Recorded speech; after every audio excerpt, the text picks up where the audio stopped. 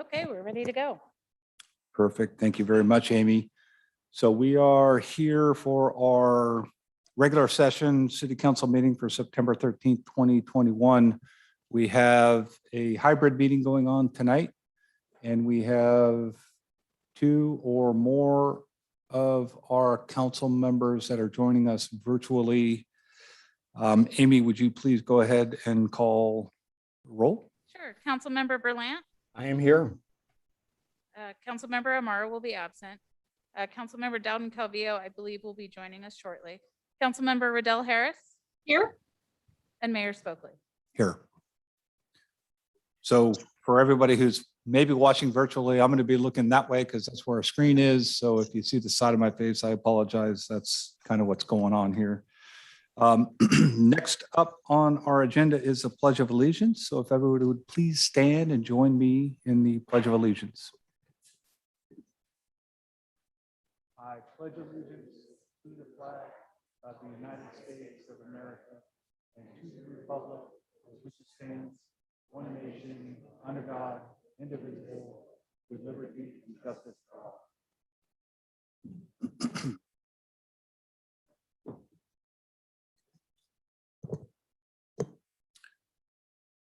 So the next item on our agenda is commendations, proclamations, and we do have one tonight.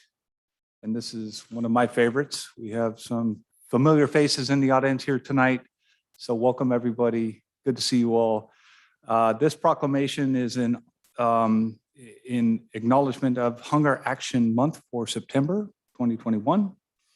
I'll read through this quickly. I'll leave off the whereases because they do get numerous. So Feeding America designated the month of September as Hunger Action Month, and hunger and poverty are issues of serious concern in the greater Auburn area. There are Auburn area individuals and families who have difficulty covering housing, utility, transportation, medical, and food expenses on their income. The Auburn Interfaith Food Closet provides groceries for 146,580 meals to 16,534 individuals in 2020, recognizing there is an ongoing need for our community. The Auburn Interfaith Food Closet provides nutritional information, recipes, encourage families to try new, healthier foods. The individuals live in areas between Immigrant Gap, Loomis, and between Forest Hill and Lake of the Pines, so quite a large area. The individuals need healthy foods to reduce the risk of illness.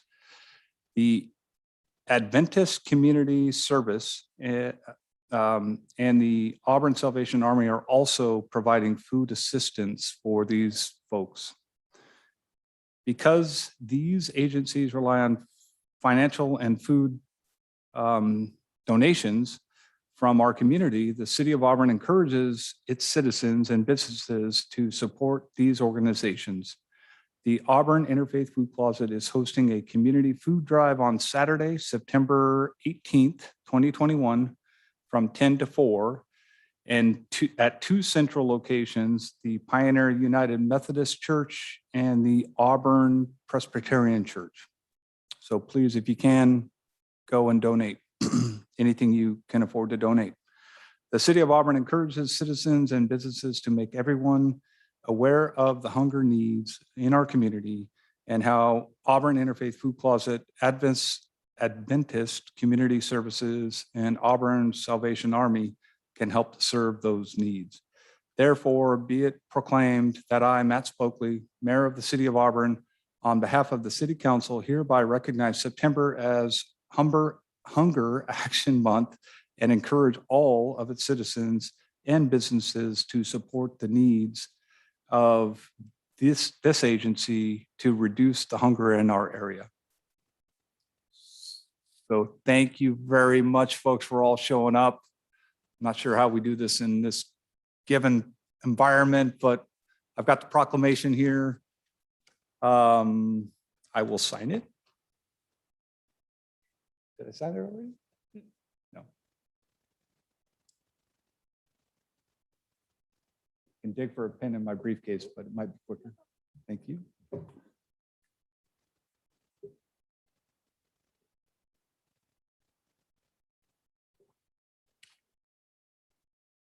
And you probably have a few words to say. You've been in front of us for so many times, so many years. So thank you for all you do for our community. And if you would go to the microphone, we could all hear you. First of all, I want to tell you that Andy Hayes is our president, and he could not be here tonight. And he's sorry he couldn't be. He is isolating tonight for symptoms, so he is in our thoughts and prayers. But I want to tell you thank you to our community. The Auburn Interfaith Food Closet has been truly blessed this year. We have opened in our new facility on Auburn Ravine Road next to the Starbucks.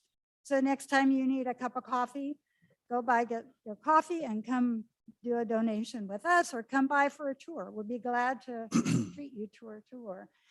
But one of the things that we really have been blessed is the outpouring of the community to help us build the building. When we were at our old location leasing, we were paying $2,800 a month for the lease. And with our new loan through the USDA, our new mortgage payment is going to be $2,200. So it's a win-win situation. We got better space, more equipment, more space to use, and better facilities for less money. So that is a great win-win for all of us. The other thing that we have done this year, our client volume has reduced somewhat because of COVID. And of course, we had to change the way we serve them. But now we are back open and clients are coming in with masks and we are serving them like we like to serve them in person. But one of the things we have done is we have increased the amount of food that we are giving them because of your generosity. You have given us money, you've given us food, you have given us volunteers.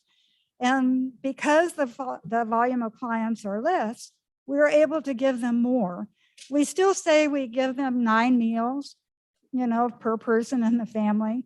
But actually, if you really figured it out, it's probably more than that. But we are out there to help the clients and they love us and we love them. So one of the things that we are trying to do now is we're trying to reach out to people who really need our service, but are hesitant to come, maybe because of COVID, maybe for some other reason, but we're trying to find them because we really want to help them. And the other thing we've done is we've expanded our homebound delivery program. So individuals who are homebound and can't come to the food closet and have no one that can come pick up food for them, we actually will deliver the food to them once a month. They get everything they would get if they came to our food closet, but we are searching for them. We have 50 families enrolled in that program in Colfax, in Forest Hill, in Loomis, and in Auburn. So if you know of anyone, I did bring some brochures. I gave to most of you, I think, but we are here, we represent the community. And I kind of think we are a community food closet because you've been our big support. So thank you. Thank you so much. I have a quick question for you. So my office is down in Sacramento and I've got a number of volunteers that go weekly out to deliver from local food closets down in Sacramento. Do you have the same support up here in Auburn? I'd imagine that We do. is true. We do. We have over 200 some volunteers. That's amazing. And we are all volunteer. We have no paid staff. Right. And we continuously get new people wanting to volunteer. So if you're interested in volunteering, we will find a spot. In fact, Awesome. Thank you so much. actually, in fact, my daughter is interested in volunteering. I know we've talked about we've that. talked So about there's applications on that website for folks that are interested in They volunteering. are. I was waiting for her application. You Yeah. told me about that. Yeah, she's looking forward to filling it out. Okay. School just started, so she's So thank you so much for all that you do for the community. We truly do appreciate it. You're welcome. Thank you. Thank you. Thank you very much.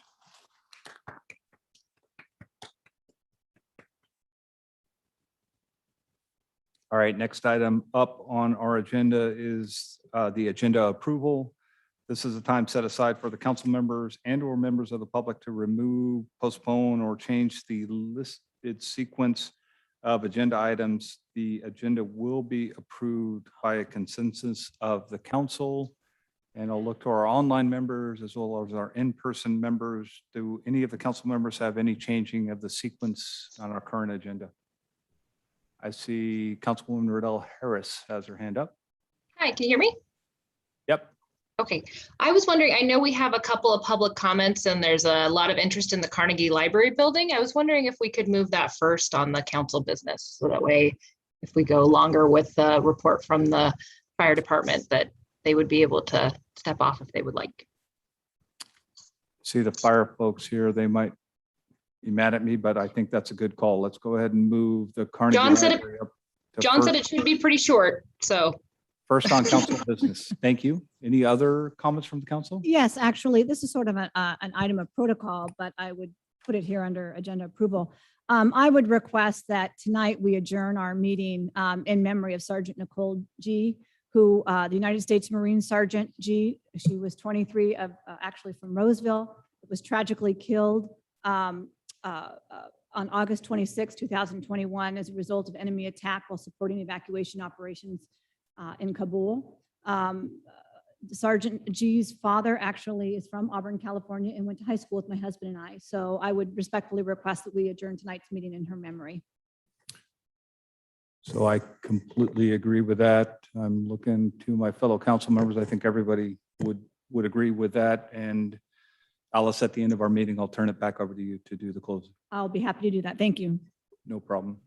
Any members of the public have any items on any sequence items on the agenda that they would like to change? I had a quick question.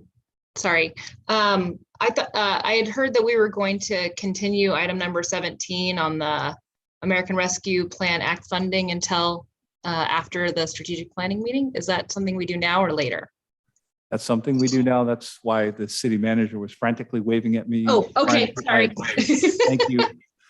Thank you, Councilwoman Riddell Harris. Mr. Dunleavy, formally, would you like to? Yeah, Mayor and Council, staff's requesting that we remove item number 17 and we'll bring that back at a later date. Oh, Perfect. Thank you very much, both of you. Members of the public, any other comments? Seeing none, we will proceed with the one adjustment to move item number 16 to the top of council business. And we're moving on. Next item on our agenda is the consent calendar. All items listed under the consent calendar are considered to be routine in nature and will be approved by one blanket motion with a roll call vote from the council. There will be no separate discussions on these items unless persons request specific items to be removed from the consent calendar for discussion and separate action. Any items removed will be considered after the motion to approve the consent calendar. Looking to my council, my fellow council members, anybody have any items they would like to remove from the agenda? yes, I do, Mr. Mayor. Items 3, 6, and 12. 3, 6, and 12. Any others from my fellow council members? All right, seeing none. Any members of the community who would like to see any items removed from consent calendar for separate discussion? Seeing none, and I should have done this before, but Amy, do we have any members online that would like anything removed? We do not. Thank you very much. Okay, I will certainly entertain a motion on our consent calendar. I'll move approval of the consent calendar as amended. I'll second. And just for clarification, that's removing items 3, 6, and 12. I'll go ahead and ask for a roll call vote, please. Councilmember Berlant, Aye. Dowden Calvillo, Aye. Riddell Harris, Aye. and Mayor Spokely. Yes. Thank you very much. First up on our consent calendar is the creation of a transit manager job description and adoption of salary schedule. I think I'll turn this to Alice first.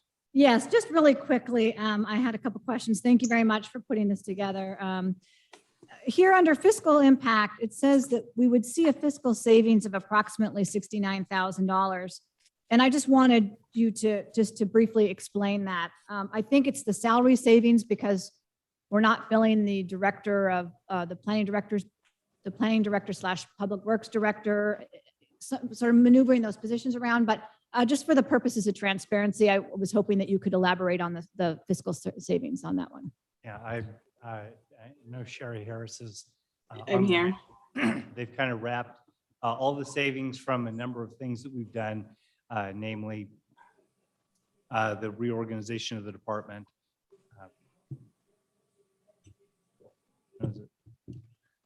Maybe better. Yes.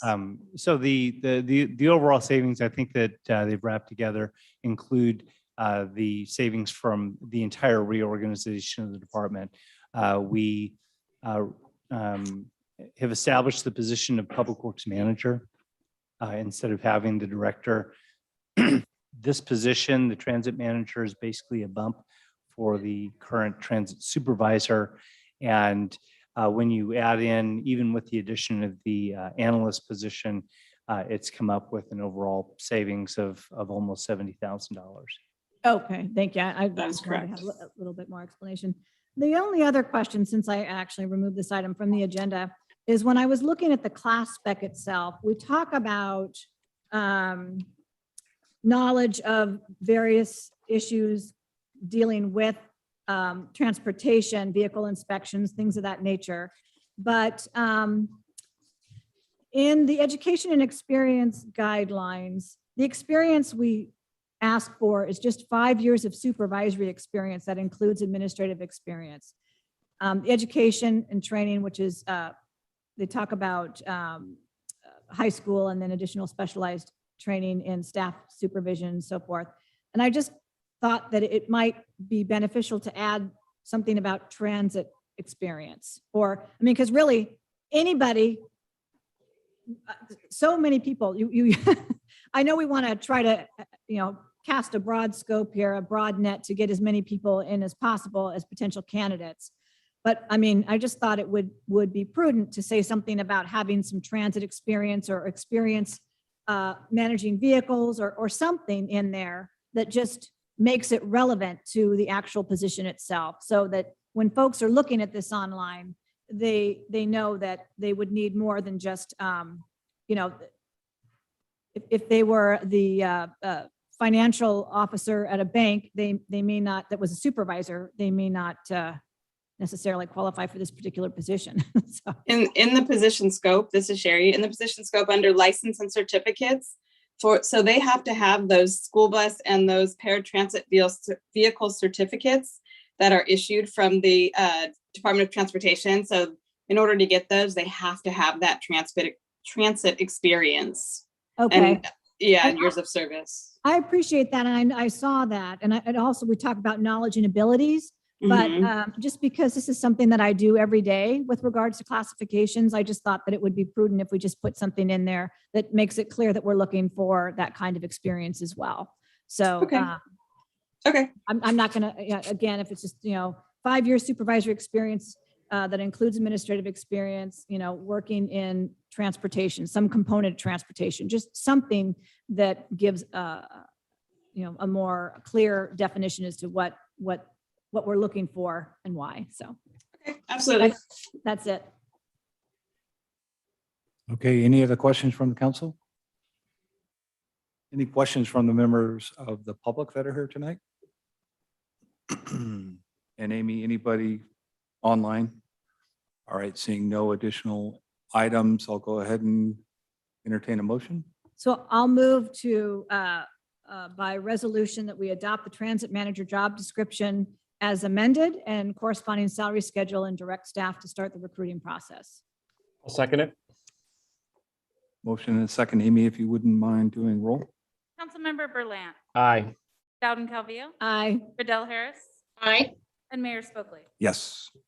Thank you very much. Motion you. passes. Next item up is the authorization to accept funds from the Airport Improvement Plan, American Rescue Plan Act. Alice? Yes, Back to you. I pulled this off the agenda simply for the purposes of mentioning, I know that we're just going to accept these funds tonight. We're not deciding how we're going to spend them.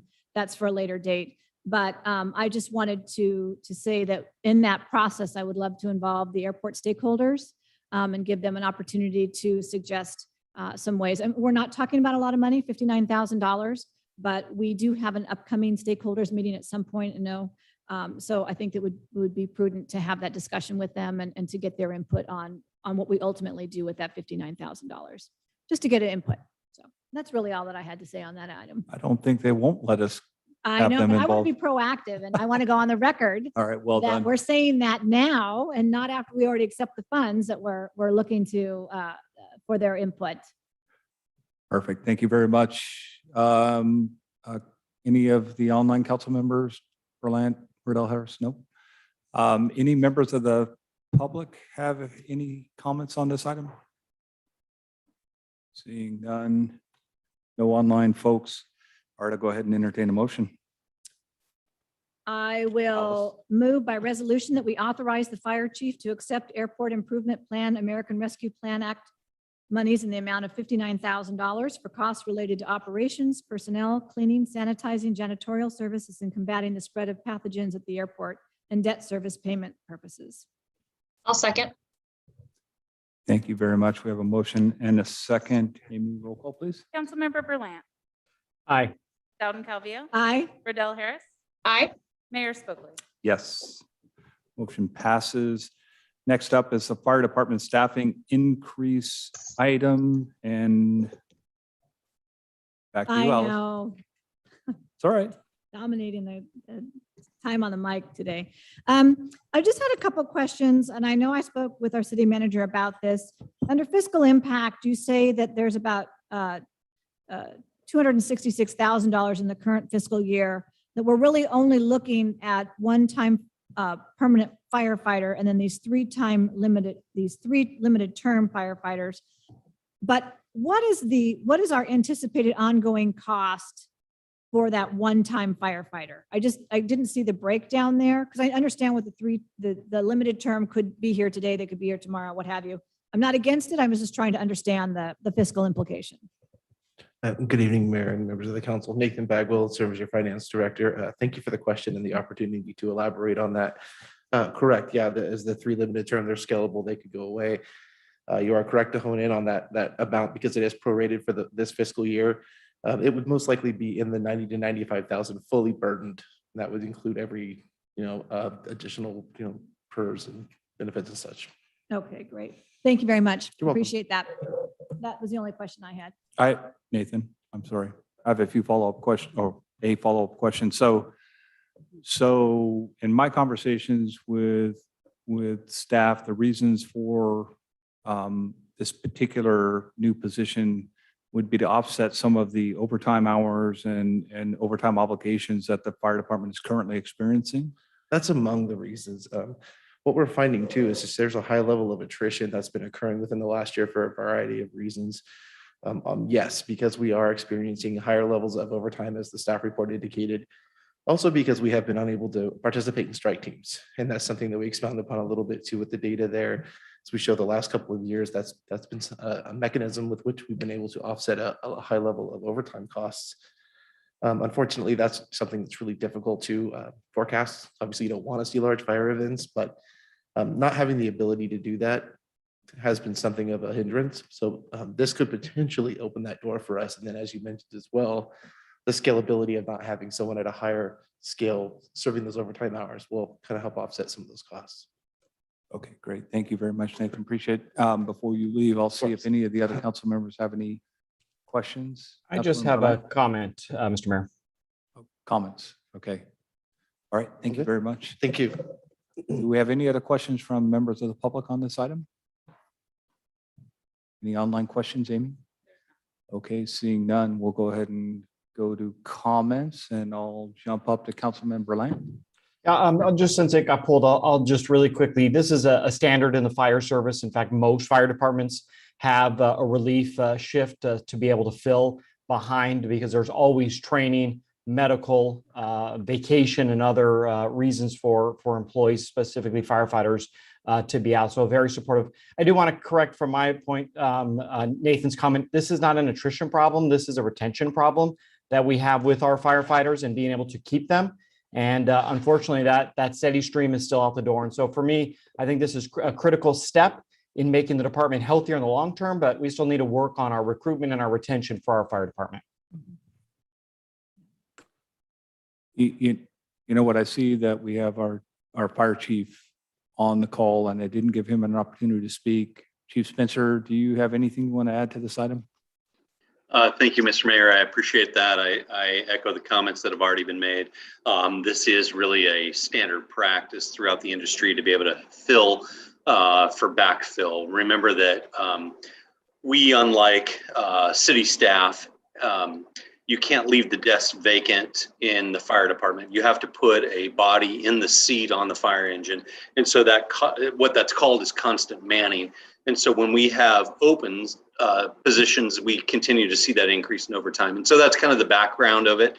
I agree with Councilmember Berlant's comments, coming forward, that again, industry practice, as well as trying to make sure that we retain quality, qualified people. Now, we will always have a challenge. There will always be bigger departments with more opportunity. But again, my job as your fire chief is to create a fulfillment for the workforce that works here in the city of Auburn, and build into them. And if they have skill sets that they can take to another agency, I can't blame them to go somewhere else. And so we'll continue to provide the best training, best opportunities. And I'm proud of our men and women who serve the city. And that concludes my comments. Thank you. Thank you very much, Chief. Appreciate that. Any other comments from the council?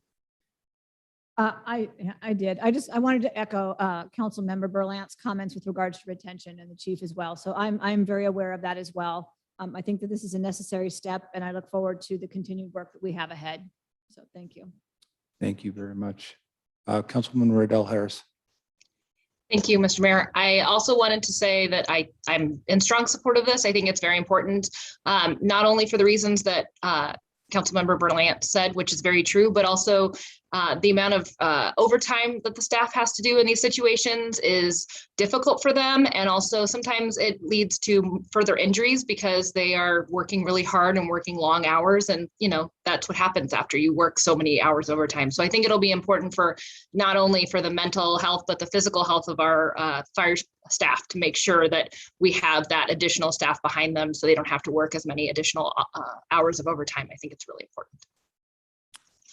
Great. Thank you very much. With that, we'll go ahead and close up comments, and I'll entertain a motion. Mr. Mayor, I would move that we authorize the fire chief to hire 1 regular full-time firefighter and 3 limited term 12-month firefighters. I'll second. Either way. All right, we have a motion and a second. Amy, if you wouldn't mind calling roll. Councilmember Berlant, Aye. Dowden Calvillo, Aye. Riddell Harris. Aye. And Mayor Spokley. Yes. All right, moving right along. Next on our agenda is public comment. This is time provided so that the public may speak to the council on items not on the agenda. Please make your comments as brief as possible. The council cannot act on items not included on this agenda. However, the items will be automatically referred to staff. Council members also have the option to speak on any items not on the agenda at this time. And I'm going to take the liberty to kick off. We had a very, very busy weekend here in town this last weekend, starting with the cruise night and what I think more importantly was the 9/11 memorial that former Councilman Holmes put on and invited us to attend. While it at times was very loud with some of the souped up cars revving engines, it was a wonderful event. So thank you, Mr. Holmes, for that. Truly appreciate that. And obviously the fair went on all weekend long, and traffic lines in the mornings going into the fairgrounds was astounding. Great to see all those people coming into the community. And what am I missing? I'm missing something, but I'm sure my fellow council members will catch me up on things. Any other council members have any announcements, items?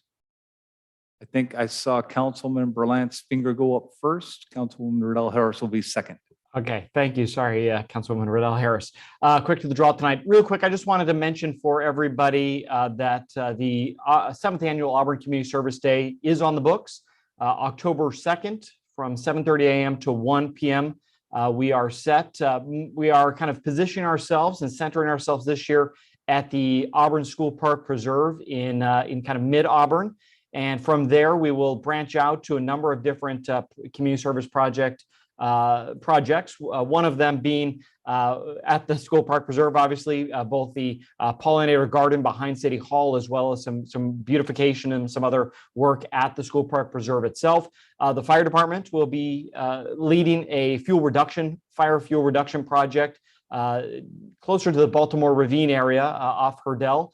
And then our own city manager and some members of the community will be leading up some trash pickup along Auburn Folsom Road. So mark your calendars for October 2nd. We start at 7:30 a.m. at the School Park Preserve. Signups are available online. You can visit our Facebook page, which is Auburn Community Service Day. And from there, you can sign up for one of those projects. Just like every other year, we work for 8 to noon, and then we'll be serving lunch in the School Park Preserve. So we look forward to hopefully getting as many volunteers out there. Hopefully the weather will cooperate, and look forward to everybody being able to be there. Lastly, I do want to just quickly mention, we obviously have had a lot of smoke in the air since our last council meeting with a lot of fires. The bridge fire burnt 411 acres just outside of the city of Auburn on the Forest Hill side. But I think it's just a reminder of the criticalness that we be prepared. I look forward to the chief's comments and presentation later this afternoon, but I just want to take an opportunity to thank our firefighters because that fire was contained relatively quickly, or at least stopped relatively quickly, kept on the other side of the River Canyon, and no homes or structures were destroyed. So our local heroes doing what they do best, putting out fires even at home. And quickly, I'll just mention, if you didn't see the story, we had a CAL FIRE strike team from San Diego while at dinner decided to help the Big Bear Diner because they didn't have enough wait staff to do all the service. So the firefighters on their day off acted as waiters and filled people's coffee and took their plates away. So just another quick reminder about how hard our firefighters work, not only on the front lines, but in our community as well. So with that, Mr. Mayor, I'll turn it back to you. Thank you. Thank you very much, Councilman Berlant. I will just quickly add the fire, the bridge fire started in the canyon. And as we all know, if the winds were shifted just 180 degrees, that fire would have been right up in our fair cities. So thank you again to all the firefighters and all the work they do to keep us safe and protect us. Councilwoman Riddell Harris. Well, thank you, Mr. Mayor. Of course, I want to echo what both of you have said. I really am appreciative of all of our firefighters for keeping us so safe and for their quick action, because we know that how quickly those fires can spread, and by getting to it quickly, it really saved us. So thank you to all of our firefighters and all of this first responders that came together to do that. I also wanted to mention that we have a election tomorrow, a recall vote. So I want to just encourage everyone to take an active role in our process and to vote. So don't forget to put those in. And there actually is, if you don't want to mail it in because it's kind of late, there's also a drop box right at Auburn City Hall. So that was installed recently. So feel free to use that. Also, I know that John's going to do an update on this later, but COVID is not very good right now for Placer County. I just want to remind everyone to be safe and to make sure that they're implementing the safety measures that are recommended, so that we can help to reduce the number in our county and hopefully keep all of our schools open and keep everyone safe. So that was it for me. Thank you very much. Any other announcements? Yes, I just wanted to echo the comments that have already been made with regards to the fine work of our department. It's been a very, very busy season, and we truly do appreciate all they do for us. So I'm hopping on that bandwagon very readily and happily. So thank you so much for that. Thank you very much. All right. Sally's here, so I'm sure we were going to get an update on the butt count. Any other members in the audience who would like to speak during public comment, please move forward. Sally, good to Well, see you.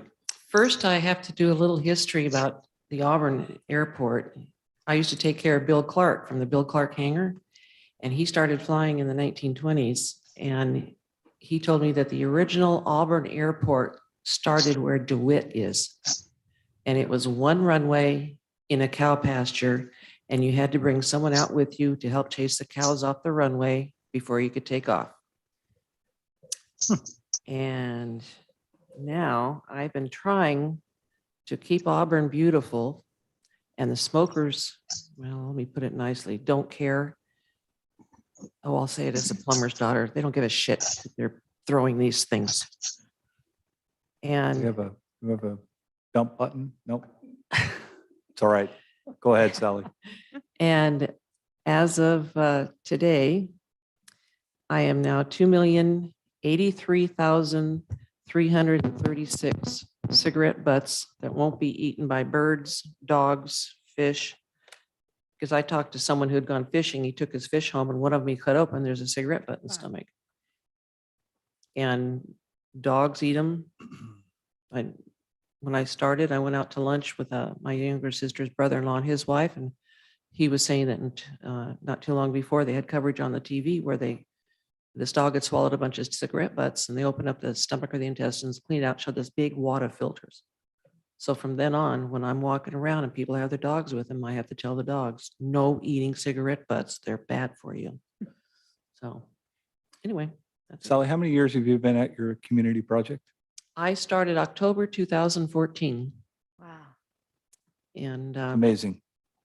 it's just a lot of people appreciate what I'm doing. I had a gentleman give me $100 bill. A couple of people have given me 50s, and the usual 20, 10s, and 5s and 1s.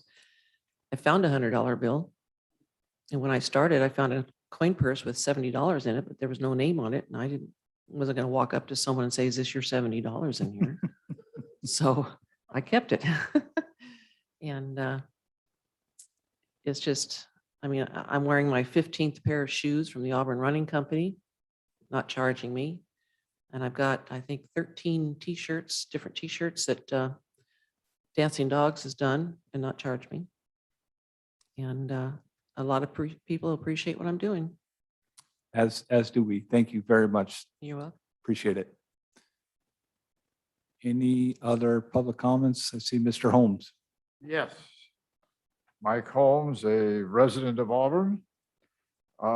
First, I have a question on the consent calendar, because there were a lot of things pulled off the consent calendar, and I'm wondering whether there was a vote taken on those issues that were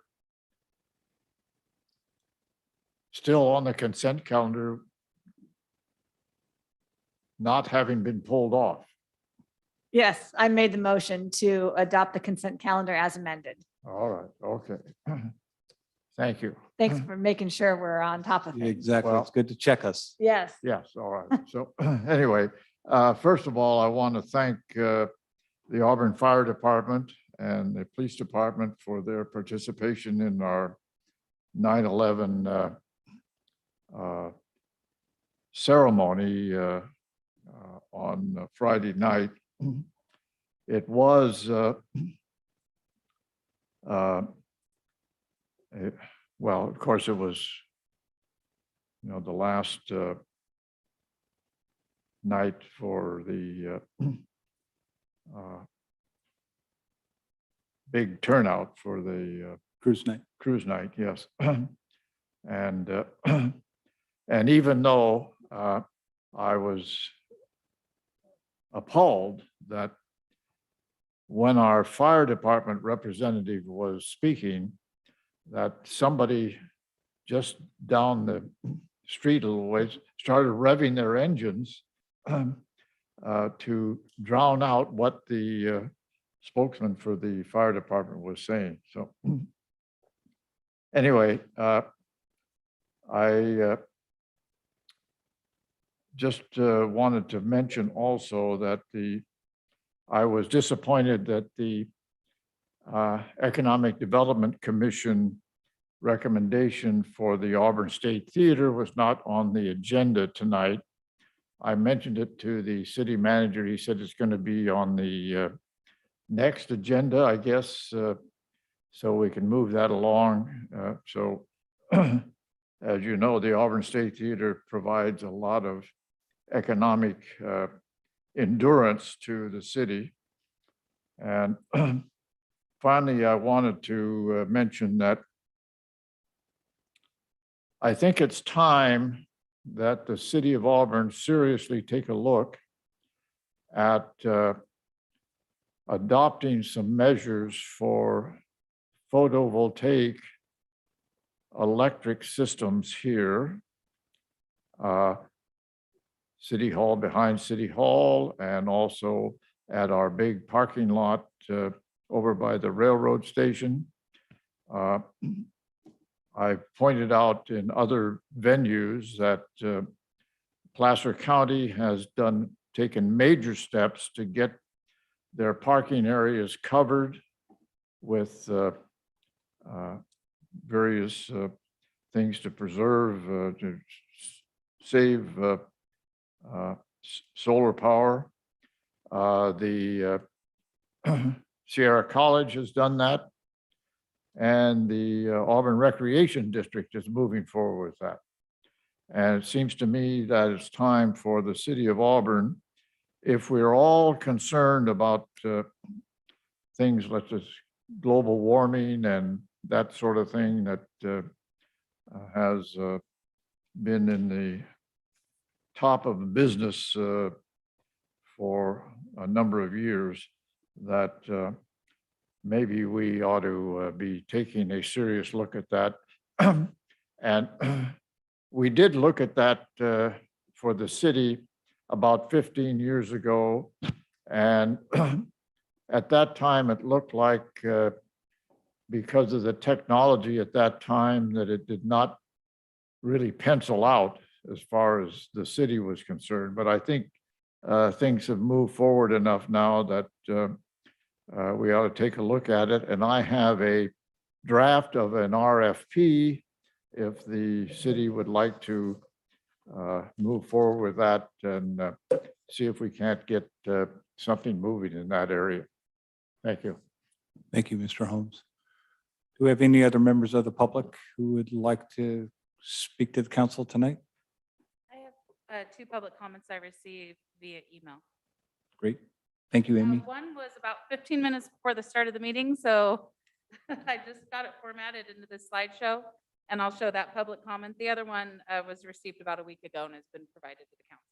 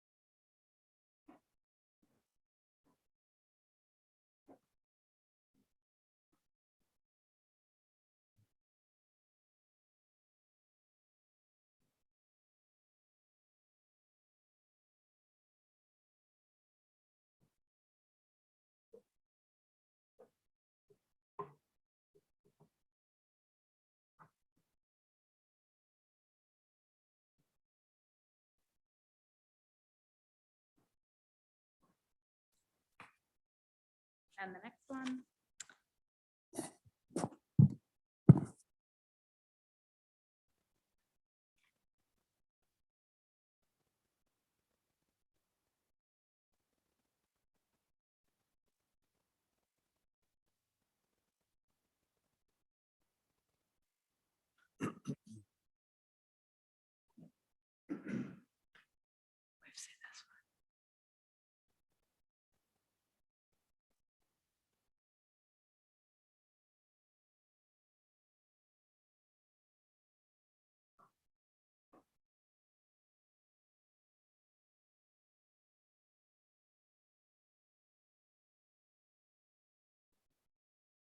And that concludes public comment for items not on the agenda.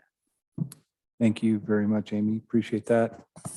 Mr. Mayor, I just wanted to say that in response to Ms. Baxter's public comment with regards to transitioning duties over with our fire chief, I believe, and our city manager can correct me if I'm wrong, we've actually transitioned those duties over, many of them, to our a new staff now. So and maybe if you could just very briefly elaborate on that, Mr. Donald, I'd appreciate it. Yeah, council members, absolutely.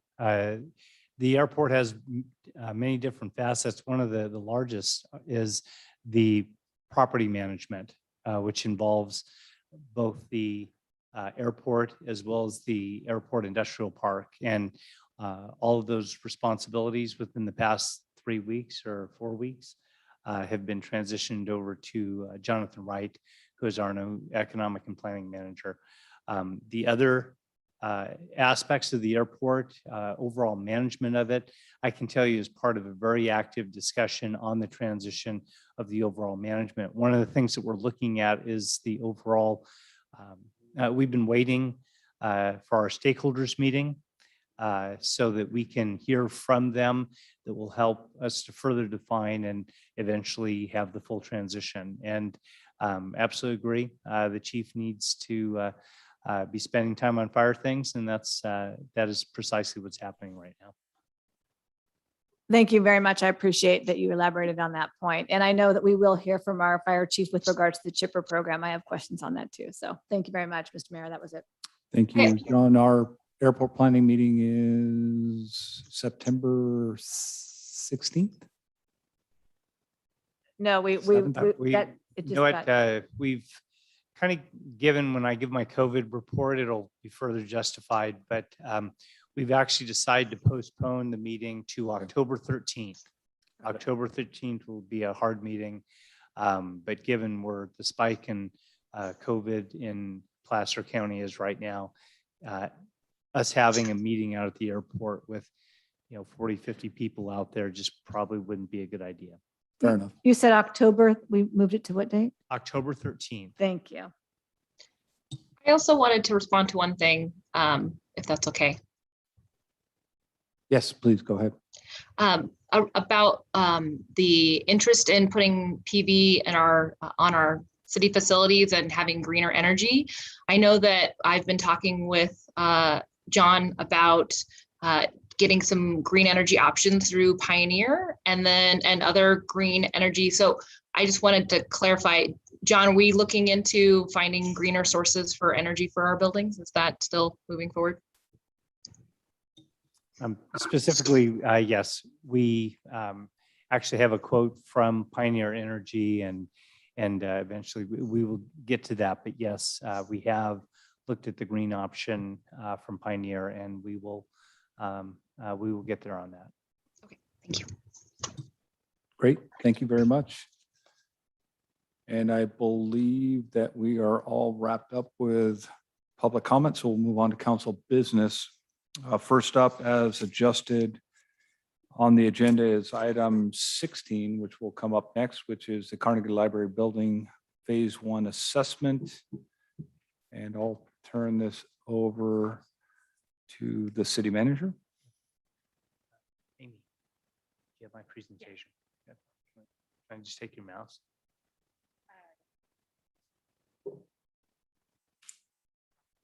Okay, very good. Yep, we're good.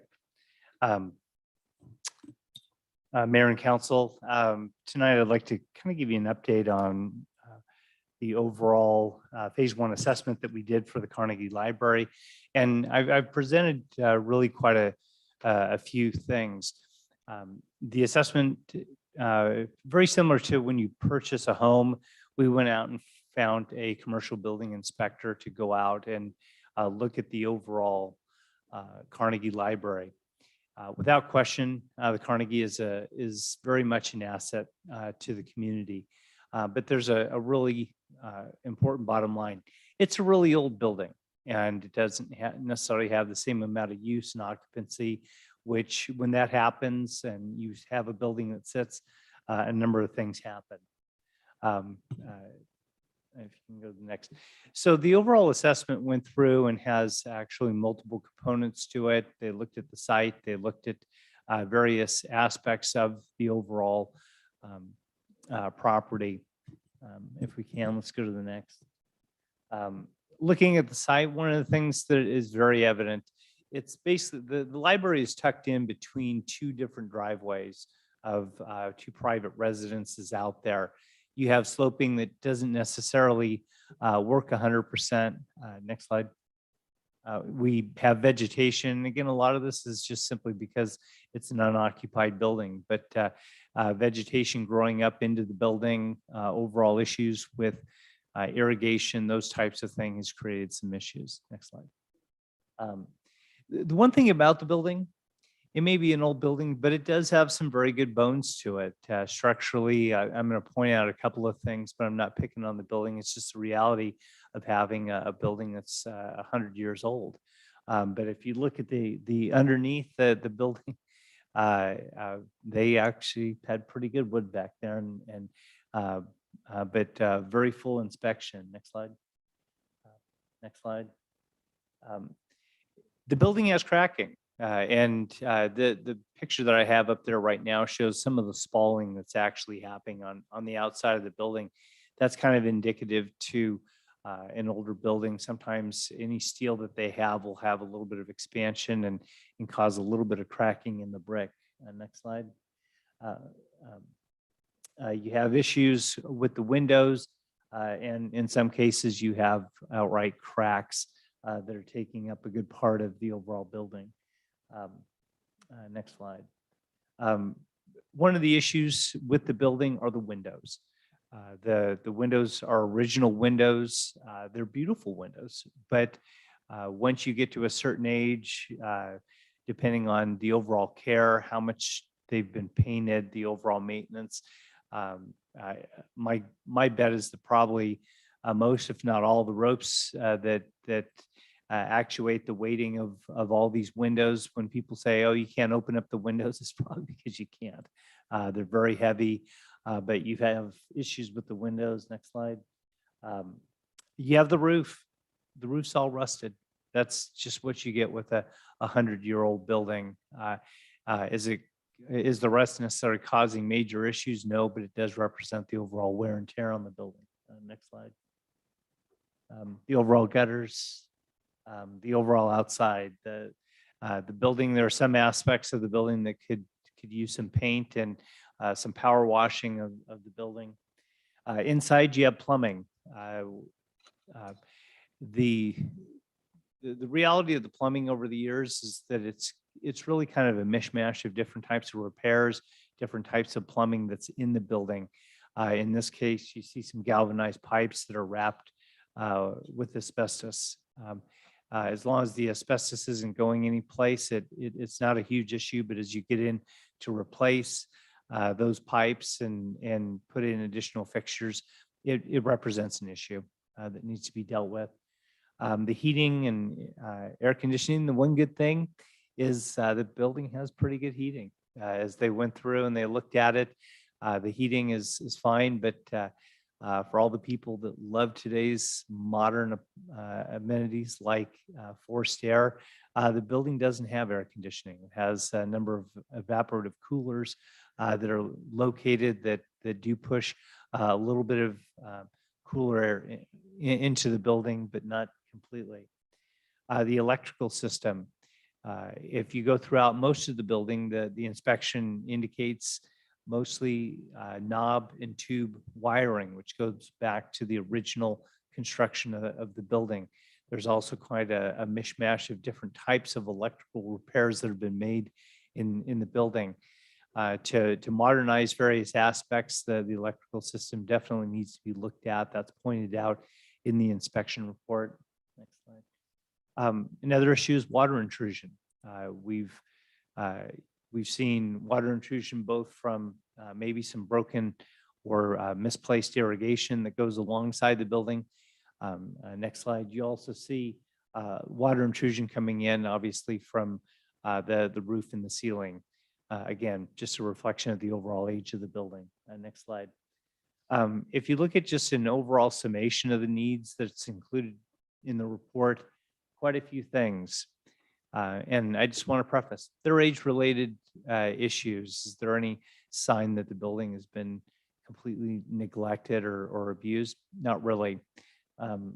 Fact is, there are some major issues that do need to be addressed. One is the overall accessibility for the building. If this is going to operate as a public building, it has to have both ingress and egress. It does require an accessible bathroom, which the building currently doesn't have. It also requires some type of a lift. The building, for the most part, is a two-story building, and to be able to navigate throughout the building for anybody that's got a disability is not easy at this point. The water intrusion is absolutely an area that needs to be addressed, and that's pointed out in the report. Overall electrical, if you look at the plumbing in the building is probably one of the larger issues. Well, actually, both the electrical and the plumbing. The fixtures in there, I think they indicated that every single one of them leaks. And they didn't necessarily try all of them. So obviously issues. The HVAC, they did not turn on the evaporative coolers to see if those worked, but they did turn on the heater and it worked just fine. If you look to the future of what the building might be, as we've talked with folks, the building probably will never function again as a library, but it would have some type of use for some types of events, whether it's receptions or those types of things, probably the need for upgrades for some type of a kitchen that the building currently doesn't have,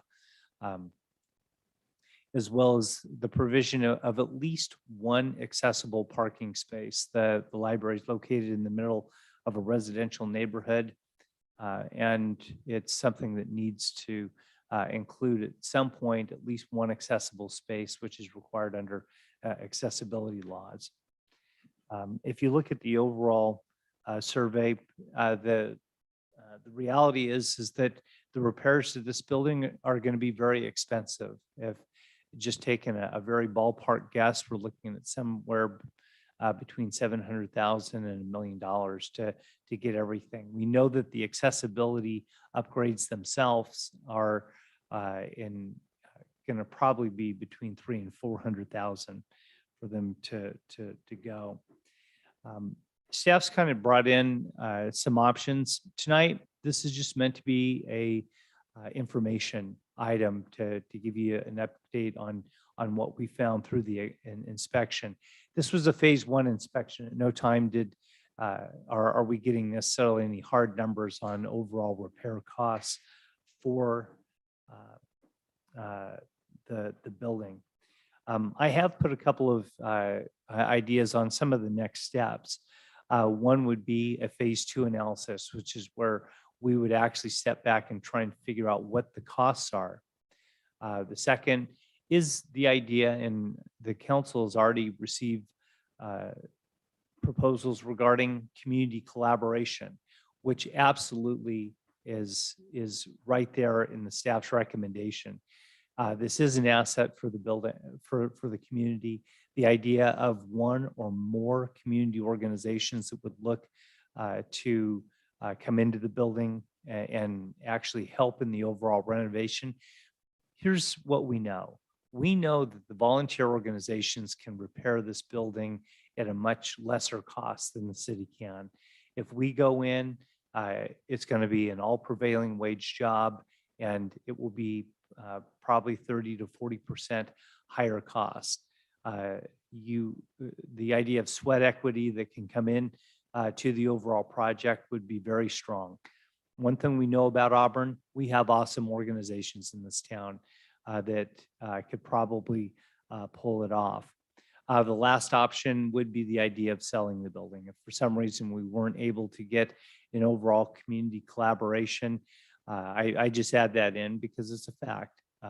The building is it's a solid building. It just has age-related issues. It needs to be repaired. One of the things that staff is not recommending is that we just let it sit. the idea of an incremental repair of this building probably doesn't do it justice, because as much as you think, well, gosh, we can kind of bootleg this thing over a number of years, the longer the building stays unoccupied, the more it's just going to sit and rot just from not being used. Today, I had a very good conversation with April Maynard. We know that the Arts Council has brought in some ideas and some suggestions, and I will share with you, very supportive of the idea of the city working with whether it's the Arts Council or multiple other organizations to try and figure out what we can do with this facility.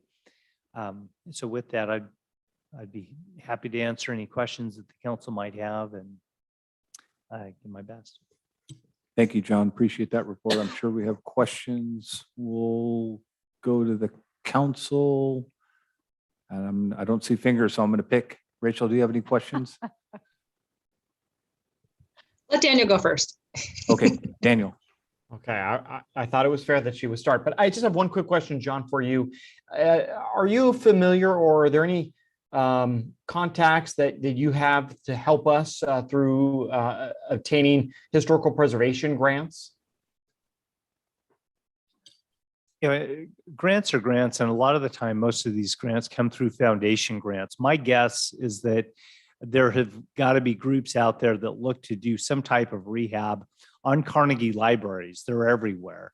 The Carnegie Foundation was very generous. So I can tell you, I haven't specifically looked into grants for these, but I would imagine that any type of grant that we would look to put together would only be bolstered by the idea that we would have community collaboration going on. The city trying to just go and get a grant probably isn't going to work, but the idea that we can show a combination of private money, sweat equity, as well as the idea that it benefits an overall community organization or multiple organizations. So I'm sure that they're out there, but we would have to, up front, we would have to figure out an overall strategy for what we want to do, and then start building our team to go after the grants. Okay, thank you. Thank you Okay, I very think much, I'm ready. Rachel. Sorry. John, I was wondering, for everyone who doesn't necessarily understand what community collaboration looks like, what's some scenarios that you could see a community collaboration being, and how much time and effort on the city's part would we need to put into that kind of a collaboration? So it would actually come in a couple of forms, either an outright direct partnership between the city and some of these groups. One of them that, realize that when the city still has our finger in the pie, it will drive costs on some things. So our ability to do an outright lease where some of the private organizations would take on the overall project, it would be an example. We could do very similar to what we did with the Chamber of Commerce regarding the High Street former City Hall Fire Department. We're able to give the lease, they go in and do their own tenant improvements. So optimally, I'm just telling you, that would probably be the least costly alternative. Obviously, it requires that the community organizations would really have to step up on their side. But the idea of, and for lack of a better way of describing it, being able to just throw them the keys and under the agreement that they actually reuse the property within proper standards would be optimal. So, and like I said, it doesn't need to be necessarily just one organization. It could be multiple. Thank you. All right, Councilwoman Dowden Calvillo. Down Calvillo. I know the mask Please. kind of freaks you out there a little. It does a little bit. Sorry about that. No worries. Just really quick, I have comments to make, which I'll reserve after we have an opportunity to hear public comment. What is your estimate on the cost to do a secondary assessment and estimation of costs associated with the repairs that are needed, John? And how quickly could something like that be done?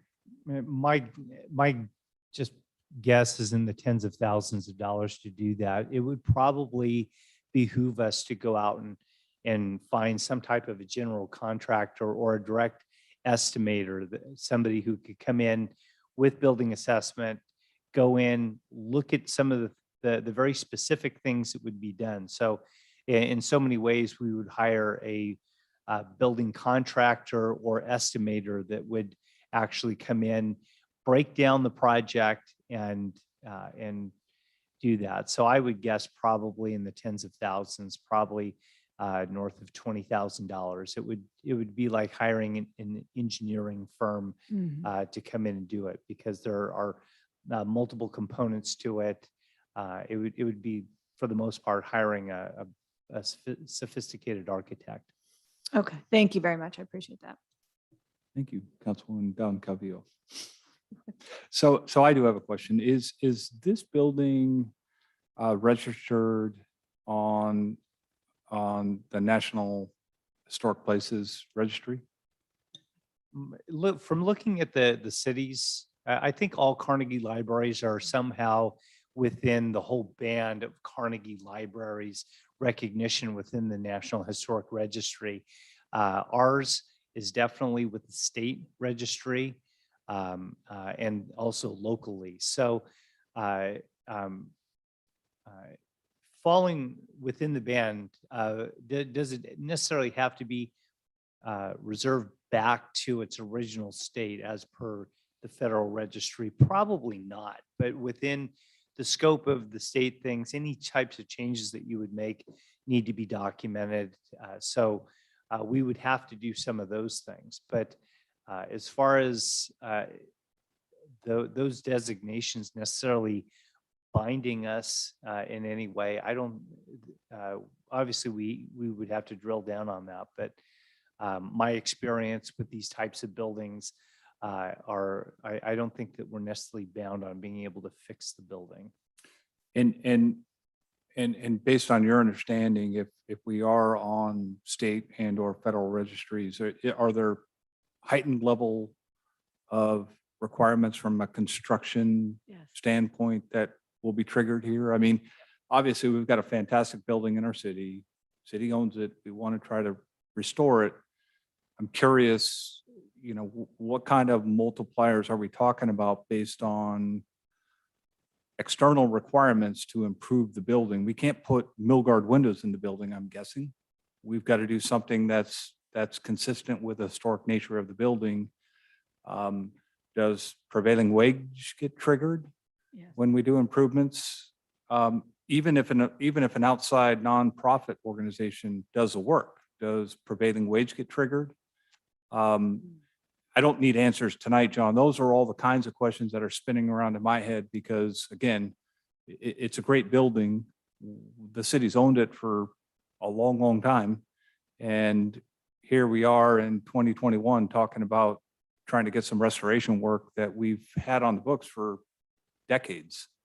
We've known that we need to do ADA improvements. We've known that we need to do other things to the building, yet we've never done them. So I'm curious, what were the reasons why we haven't embarked on any of these improvements? You're relatively new to the city, so I'll grant you some latitude there. And I see April raising her hand. She'll give us some history and background. But do you have you read about or heard from staff about any of the reasons why this has been put off and put off and put off? There must be reasons, I'm thinking.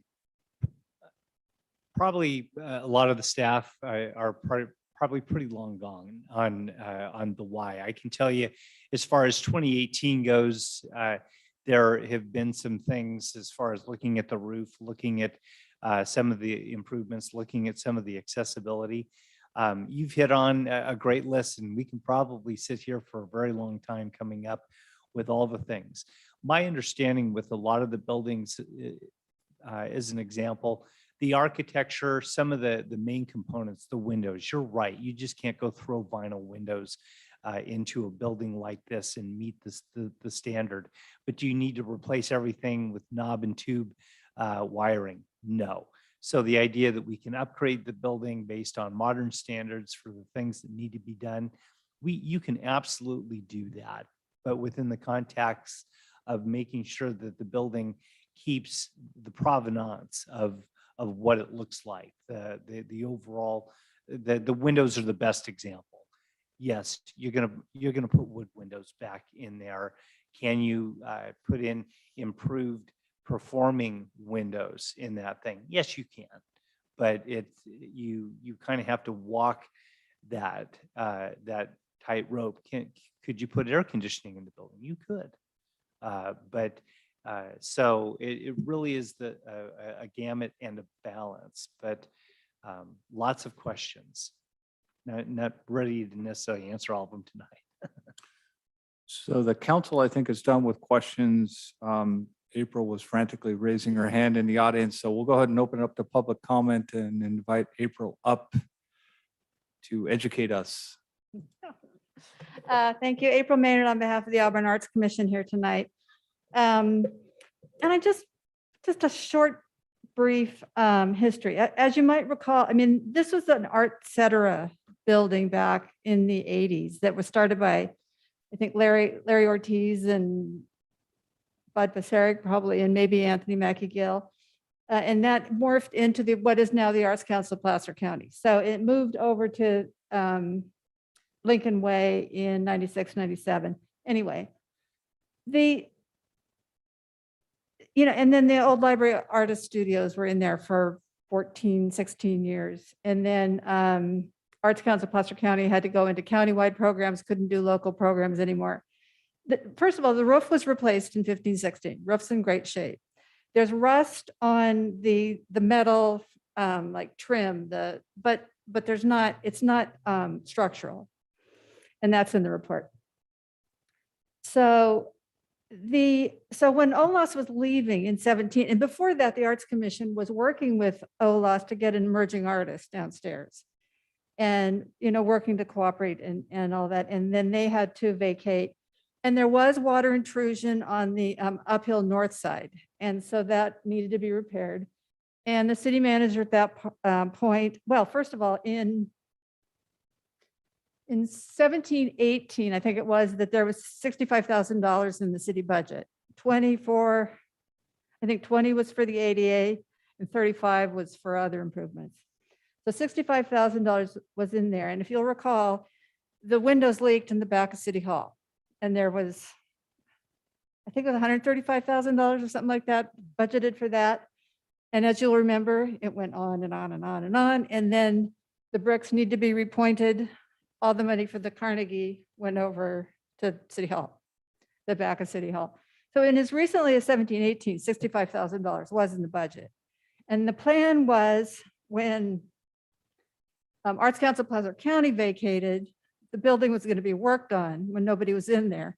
And then we had discussed at some length having a program in there.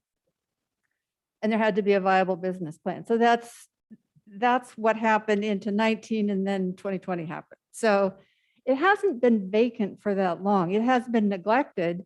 And that is why the Arts Commission brought it and sent you all a report and recommendation in April of this year to replace that $65,000 into the budget because it was being neglected. And there was water intrusion. We found out it was just the irrigation leak on the downhill side. So that's been resolved. It's dry. And, but as you will recall, in June, you allocated $25,000 kind of for unspecified work to be done. So, I mean, we've been reaching out to a multitude of people and are ready to roll on an adjunct nonprofit for the benefit of arts and culture in Auburn that will work with the city, work with the Arts Commission, but it's beneficial to have the 501c3 to get grants. So that's been underway. This was all kind of dialed in back coming out of the ACP, Placer Arts involvement in the building up through December of 2017. So that's we're working on that and this is awesome news and we're ready to bring together lots of different organizations. But I would like to say that I'm worried because the windows are bad. I live in a house, I'm the second owner of a house that's older than the Carnegie Library. And it was vacant for 8 years in between the first owner, who was city clerk of Auburn a million years ago. So I know old houses and the windows need to be addressed. And I think that someone could look at the windows. I mean, if you can screw plexiglass on top of the windows or something to keep water out. There's ways to do, there's been one that's actually you can stick your hand through on the downhill side on the north side. So I mean, that needs to be addressed. And I hazard to guess how long this multi tens of $1,000s cost analysis would take. So I would hope that perhaps within the city staff, public works, building inspection, whomever, that there could be like a quick, just an assessment of what can be done to the building so it won't be damaged further over this next season. We may have rain. We may have rain again. So I think that I just hate to see, I mean, the windows need to be sanded. They need to be painted. There's ropes, there's ways to put, I mean, those are the windows I had in my house. So I know those, it's not, a lot of it isn't that big of a deal. You reglaze the glass, it's fine, but we need to do that work so it doesn't get worse. Water and wood, they don't work well together. So I'm very pleased that there's all this discussion about working together and partnering with community organizations, and we're ready to roll on that with a lot of enthusiasm and a lot of people power. But I would hope that, like really soon in the next 30 days, there's some kind of recommendation for what must be done immediately to keep water out of the building. And I think with respect to the cost analysis, maybe, and what Councilmember Dowden Calvillo asked about the construction cost analysis that would be tens of thousands of dollars. I mean, if it would be helpful, I could get, a professional construction project manager to give some feedback, a general contractor. I mean, it's not the same, I think, level of input that that Mr. Donlevy was talking about, but we're just very concerned about that building being, and we're not even talking about upgrading. We're just talking about sealing it up, keeping the water out. And I think that that's a good use of that $25,000 that the council already allocated to just keep it as to prevent the most likely intrusion of water that will do damage to the building. And decide that within 30 days, because, then we're getting October and November and December, and Might actually rain. it might actually, right. So other than that, the recommendations and all that, great. We're ready to bring in lots of people and do all that and get the nonprofit, in place, and that'll help. We've had lots of people looking for grants. It's tough. But we need to keep the water out of the building. You can just walk the perimeter. You can see there's just things that need to be done just to keep the water out of that hole on the downhill side. So thank you, April. Mhm. Appreciate that. The keeping the water out of the building and trying to do some initial efforts to do that, I think make a lot of sense, at least for me. And I've gone through the report, I didn't see, and maybe I just missed it, but are all the windows in need of replacement? Are there half a dozen that need to be replaced? Are there? I didn't count. I know because because we opened the windows and looked at it, and the paint's peeling. It needs to be sanded, needs to be painted. There needs the glazing compound around the glass. There's some glass that needs to be Actually look replaced, but like they were right. gone. Yeah. But a lot of the windows do open, and I noticed in the report they said that there are multiple fractures of glass. It's just little single pane glass, so I just don't think it'd be that big of a deal. But I'm just, and there's some wood rotting. And even like I said, a quick fix on that little window down on the driveway side, just screw some plexiglass or something just to keep the water out. Because that's on the side that had the water intrusion before, that has the kind of gutter along the side. So I'll ask the same question that I asked John, and I just don't know. Can we do quick fixes on a building that's in the state or federal registries, like doing plexiglass, screwing in whatever it needs to be? Is that an option for the city? I'm not a pro on it, but I've talked to people who know more than I do about it. And my understanding is that, first of all, the local building inspector can make allowances. For instance, the stairwell in there is extremely narrow, and that doesn't have to be torn out and changed or anything like that. And I know that since it doesn't have parking, and maybe Michael knows better than I do, since it doesn't have parking on site, you don't have to provide accessible parking. That's what I've been told. And that and I think it's just the exterior of the building that needs to not be altered considerably, but there can be exceptions, I think, for a lift. But the lift that we have in the architectural plans that went with our recommendation back in April was that there's an inside place for that. So I believe, and especially to protect it, I'm positive there wouldn't be any, no one would fight with that if it was a temporary fix to keep it protected. Would make sense. Yeah. Okay. Since April's kind of, spokesperson for the Carnegie Library, I just said that. Any council people have any questions for April? I don't have any questions for April, but I'll have some comments Okay, to make. perfect. some points. All right. Thank you very much, April. Thank you. Appreciate it. Mr. Murphy. Michael Murphy, architect, Auburn resident.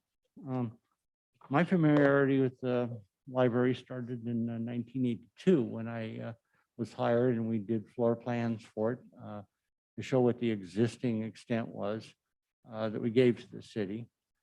And then through the years, we've done different work. I can remember we talked about handicap access. We talked about the need for the bathrooms. When I was in the Arts Commission, when I went to April, there were artists in there actually kind of taking care of what things were going on, and they were forced to leave because the building was in such, quote, bad condition. I think you need an evaluation that would answer your questions. It wouldn't take much to actually make a prioritize what things would keep the weather out. That's the first thing. And then to address a couple of the items that you could go about piecemeal. A lot of it can be volunteer work and can be easily accomplished. And then with any repairs or anything like that, we would just look at the historical aspect of it. It is on the register, and make sure that we do our best to conform to the intent of the historical regulations. So, I mean, it's a doable thing. We've been talking about fixing it up, I know, since 1997, when I talked to the city council about it.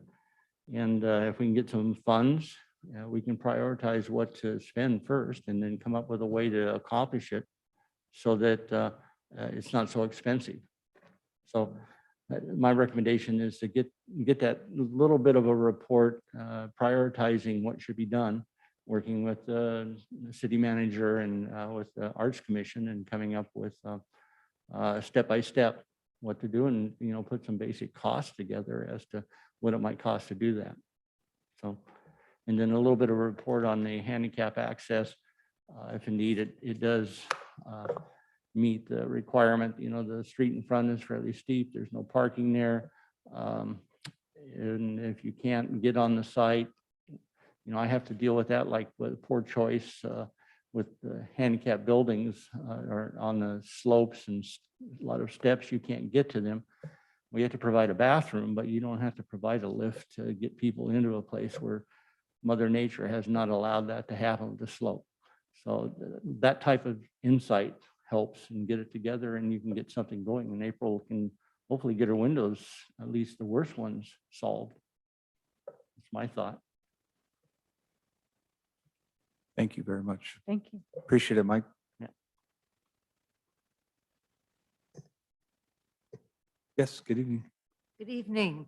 My name is Mimi Latno, and I just bought a home in Auburn 3 years ago, so I'm very new to the area. And, but I think I have something to bring to this conversation. I was born and raised down in Marin County, and I raised my children down in the South Bay in Los Gatos. And they've since moved up here, which is the reason I moved up here. You know how that happens. And I chose Auburn because they're down in Rockland, but Rockland was not my place. Auburn felt like my place. The hills, the beauty, the community, I kept driving up here for everything, for the farmer's market, to go to shops, to go to restaurants. I just said, sorry, Rockland's not my place. Auburn's my place. And I was introduced recently to the library, the Carnegie Library. My background, for 40 years, I was a high school and middle school teacher. I also taught at a graduate university. But the one 10-year piece I want to share with you, because it might be a little bit of insight here, is in Cupertino, California, which you know is where all the big .com places started. And I was there at the time. There was a 15-acre piece of property with an old building on it. And I was asked and hired to be the executive director for what was going to be a conference center and a retreat center. And so everything had to be renovated. And we did so in a year. They were very concerned. It was a 501c3, so it was a nonprofit that we wouldn't be able to generate the income to be able to cover the costs that we put into the buildings. And within 3 years, we not only covered all the costs that we put in, but we generated a profit, which just because it's a nonprofit, you still make a profit. It just has to go back into the place. So they were very happy that we were making a profit. But the thing that's most beautiful is we served the community. We offered so many seminars. We offered so many workshops. We were an offsite for the Google, the Seascapes, the HPs, the Intels, the Symantec's, all the companies down there. They loved our place. And that was part of the reason that our nonprofit grew so much. And when I was brought for a little tour here, I was just amazed. It was like a flashback. It was, you could see when you walk in that place, you can see artists rotating their art in every room. You can see afternoon and early evening recitals. You could see healing art classes. You could see rotating workspace because there are so many people that need affordable workspace, but they only need it once in a while. You obviously could have offsite gatherings, and those would generate more of the income like they did at our place to help, cover the costs of whatever needs to be done for renovations. Master gardeners could make the most exquisite gardens around that place, just walking around that. Family programs, art, puppet shows, singing. I just, when I looked at it, I thought, my goodness, this truly is the gold country. And you've got a gold mine right there. And it's a 21st century gold mine. And I just want to say, I would be happy to be a part of it in any way that I can. It's wonderful. Thank you. Thank you very much. April, if you don't have Mimi's number, get it now. Appreciate that. All right, any other comments from the public? Okay, Amy, any? Ready for the emailed public comment? Yes, ma'am. Thank you.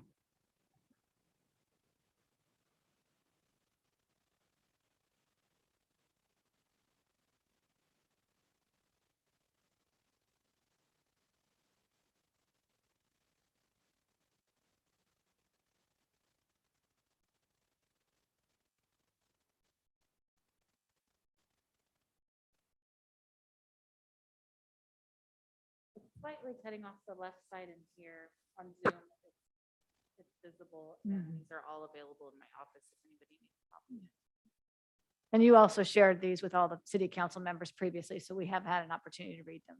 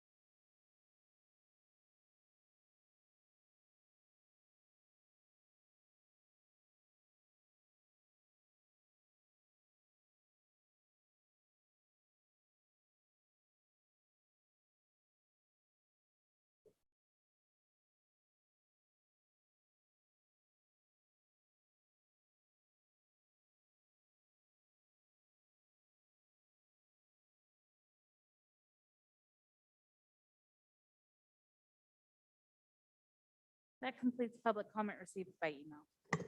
Thank you very much. I appreciate that.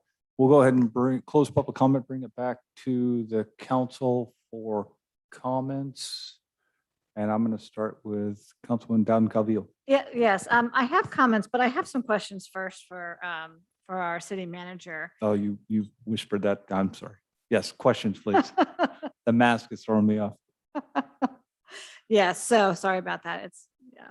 I wanted to ask, we talked about this $10,000 to $20,000 cost estimate to do an overall synopsis of the cost of all the improvements, but any idea what it would cost to do an assessment just to make the building storm worthy, if you will?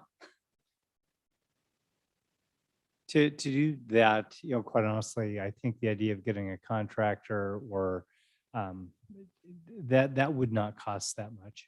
It just wouldn't, quite honestly, I see that as a first, getting with April, getting with their group, finding out who they have. And I think literally going through the entire building and deciding what we could do to secure the building. Because it seems if it's not a big expense, I know that we allocated $25,000 in our budget. I believe it was $25,000. Yep.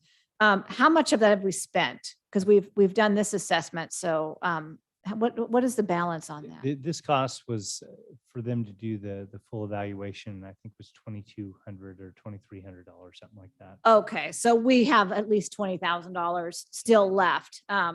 So in my mind, I'd love to be able to see us do, a bare bones assessment on what would need to occur to make the building stormworthy.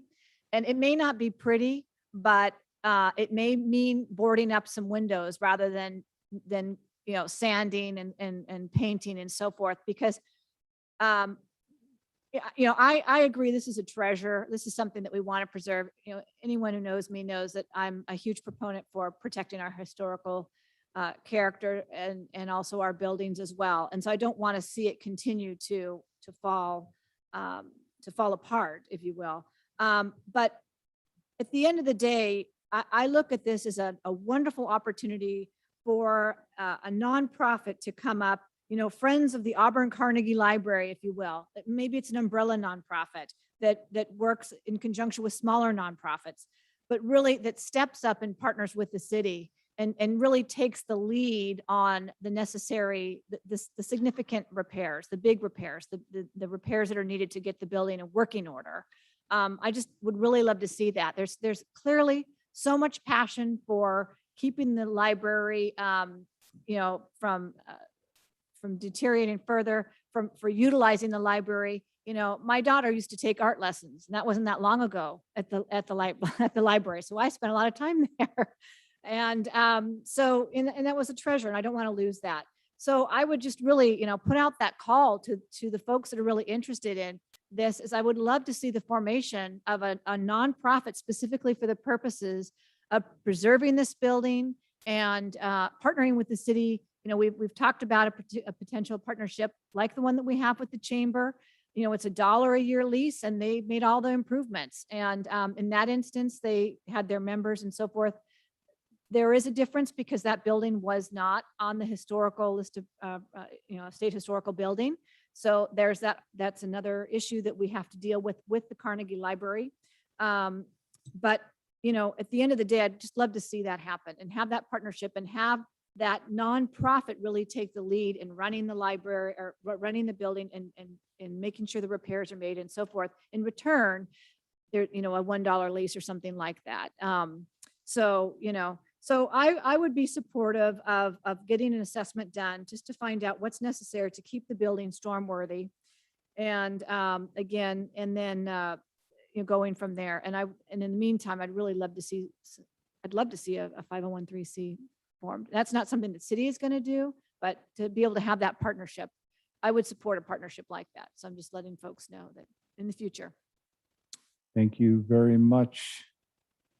Who wants to go next online? I'll go. Councilwoman Riddell Harris. Thank you, Mr. Mayor.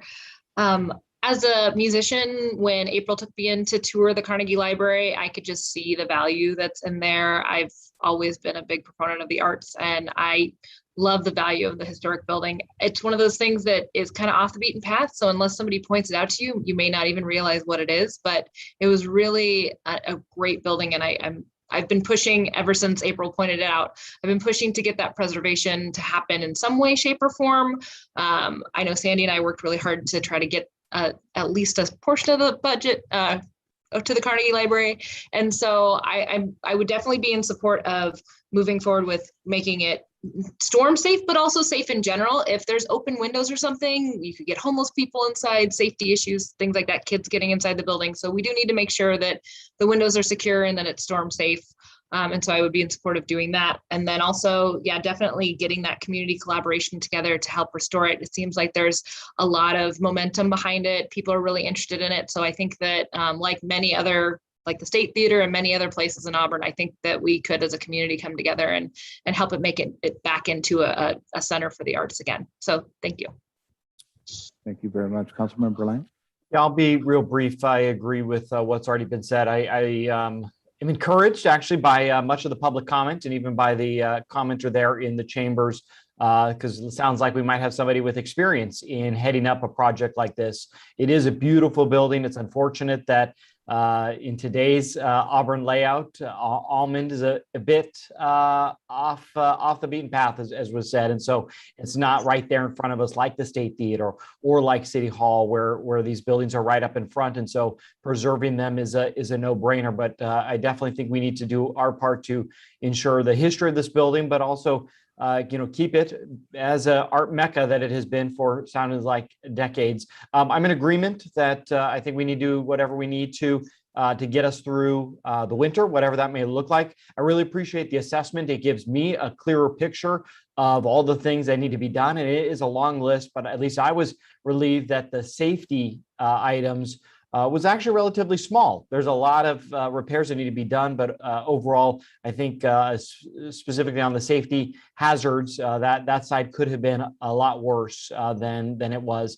But I do think the assessment included some measurables that are simple that could help us with that weatherization. So whatever direction we go tonight, I am definitely supportive of us working with the Arts Commission to find another group to partner with us because like I said in the budget, as much as I love this project, the next item is fire, and that has to be our priority right now. And so I think weathering it up and getting the community behind it to raise money outside of our small little general fund is at least where I want to see us go. So thank you very much, Mr. Mayor. And thank you to staff for putting together the assessment. It does paint a better picture. Thank you very much. So again, I agree with my fellow council members. I think the Carnegie Library is something worthy of us investing our limited city funds to repair.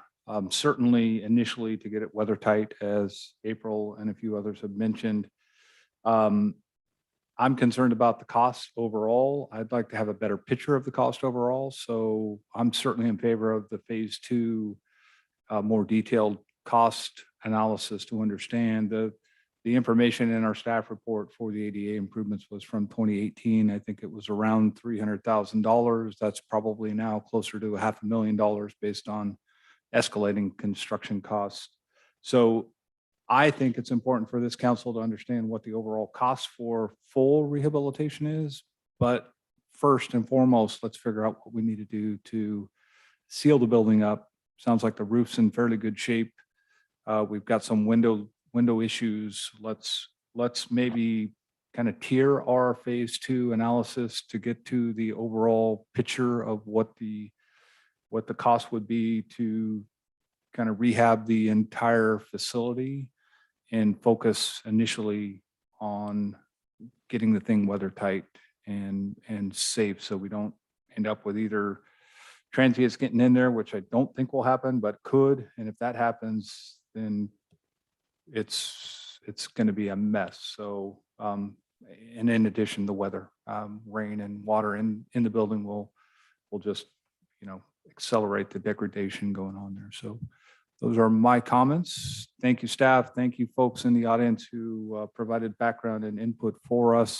Sounds like we might have some people new to the community who are interested in jumping in and helping out. That's awesome. That's Auburn. So thank you very much. Appreciate it. John, did you have a couple of things real quick? Maybe just to summarize, here's what we'll do. First, we're going to come up with a weatherization plan for the building. We're going to work within the scope of the money that's been allocated. And what I will do is I will bring back a phase 2 estimate of what we're talking about on that. I'll also partner with April to find out what resources they have. So let's start the collaboration now. If we can do some weatherization and if there's some low-hanging fruit on some things that we can do, maybe the idea of I know that on October 2nd, we have our community service day, but the idea that we couldn't go out and see if there aren't some organizations in town, Rotaries, we'll contact some of them, find out if they don't have anybody who's handy, and see if we can't come up with the first thing. Let's figure out how to weatherize this building, use some of the money and get that. But we'll start working on both of those immediately. Also working and doing a shout out, to do a little bit of research. I think Councilmember Dowden Calvillo's suggestion on an umbrella organization of some type is something to explore. And I actually kind of have a contact for that. So let me do a little bit more research on that. So basically 3 things: the weatherization, phase 2 estimate, and exploring the nonprofit umbrella. And just because the property is on the registry, we need to make sure that whatever cost estimates we get, we're following all of the requirements found by that designation. And Mr. Mayor, I think that is really a pivotal point because oftentimes, I think that's a very pivotal point, Mr. Mayor. I think that oftentimes we hear about how with historic buildings, it's easy just to get someone over here to, nail in this and cover that and do this. But we are bound by the regulations and there are implications for violating those rules. I mean, just for example, with City Hall, we're on the National Historic Register. And when we had to replace the windows back here, we had to spend a fortune. And it was because we had to comply with the guidelines or with the regulations. It would have been cheaper to do some other ways, but we did what we had to do. And so I think it's important that we keep that in mind. We can't just skirt around that. That's the fact. And so when we get those cost estimates, we need to make sure that whoever we have doing them has experience with historic buildings, the buildings that are on the national or the state registry. Because like, again, oftentimes you'll hear folks say, well, we can kind of do this for this or that or whatever. No, I need to know from the expert, the person who knows exactly what the rules and regulations are and what the costs are going to be for that. And also with ADA, when do you have to comply with ADA and when do you not? So, because we have to be realistic here. And so I think that's incredibly important. So thank you for mentioning that, Mr. Mayor. Already. So 4th thing is we will add to 3 our things with research. one kind of interweaving all of the other 3. So 4. We'll find out what the restrictions are on this building. We'll find out because it's a Carnegie Library. Yeah. And we need to find out from the experts. So either go to the SHPO or go to the feds. I think if it's on the state historic, go to the State Department of Parks and Recreation. Yep. And that's where we have to have that information. And so that we can always point to that we're doing this pursuant to these particular guidelines.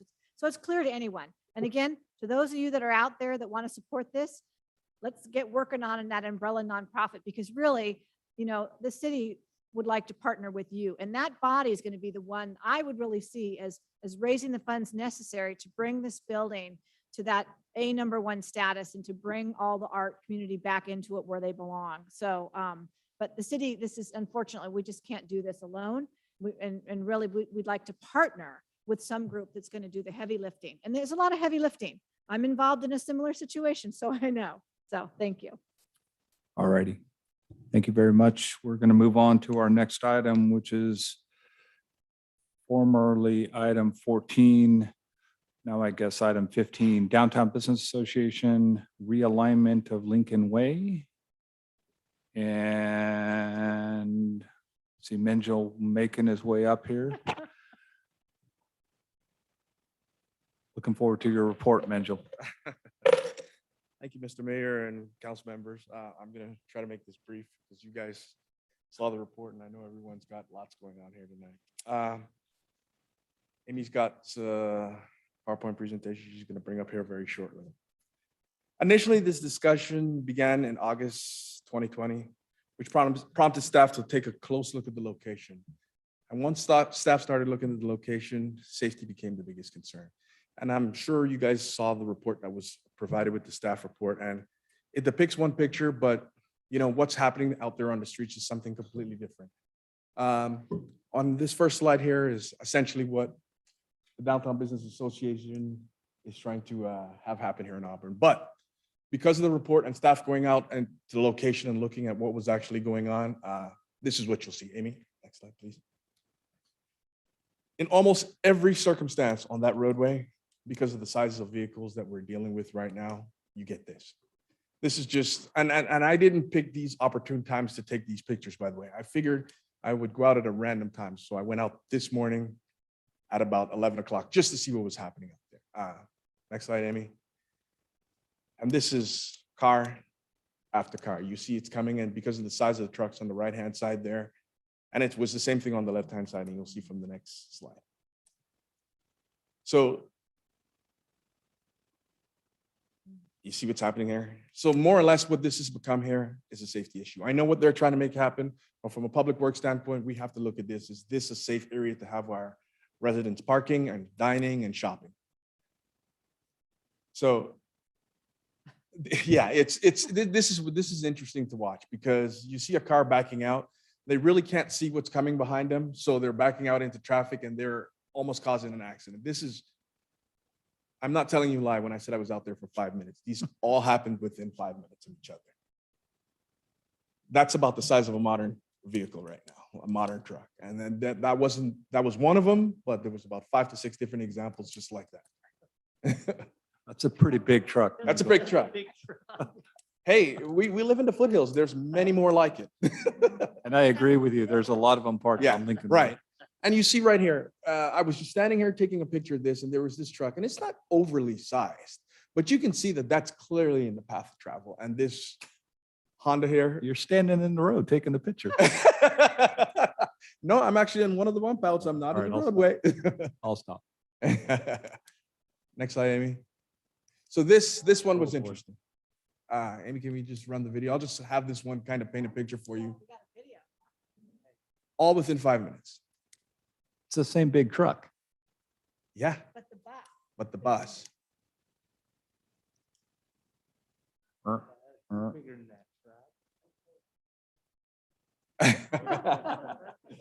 That is a positive.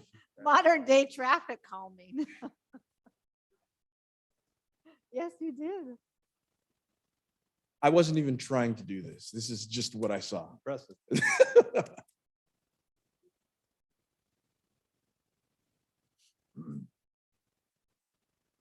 Yeah, but in any regard.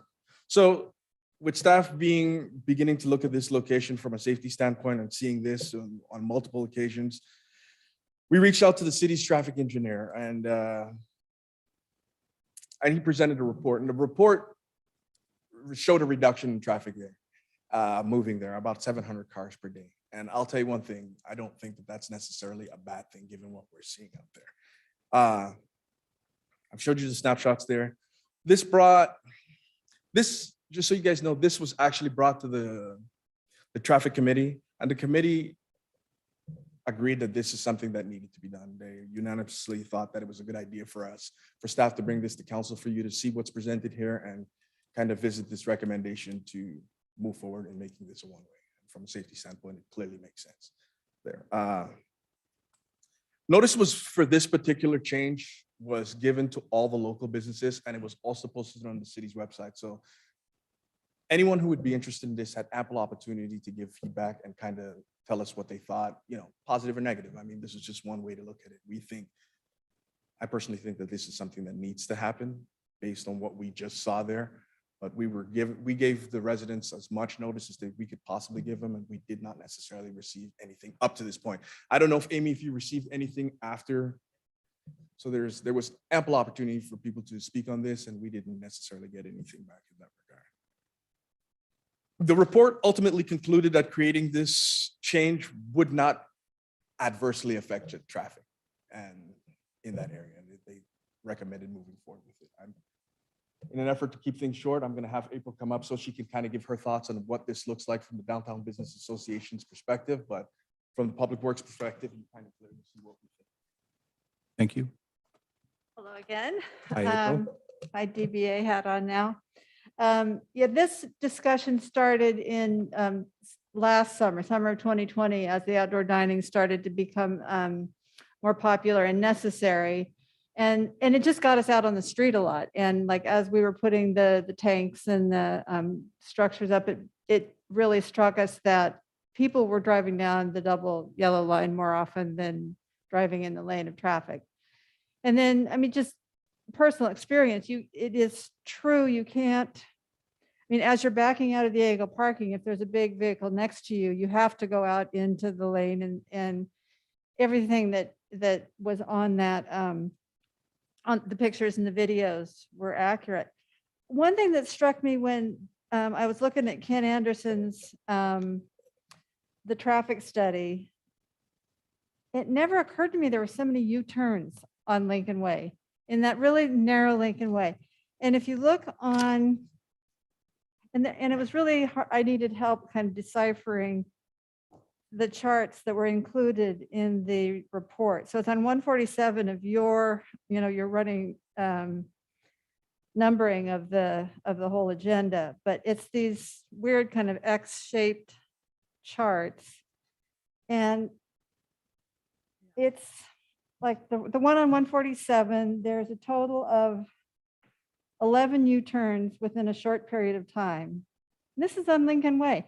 And then I just noticed myself out there the other day that I saw it happen, and I did not realize that all these U-turns were happening. And it's not happening like at 2 in the morning, it's happening in the middle of the day. And then on 149, there's another chart, and you can see the little arrow that is like U-shaped. So during that period of time, there were only 4 U-turns.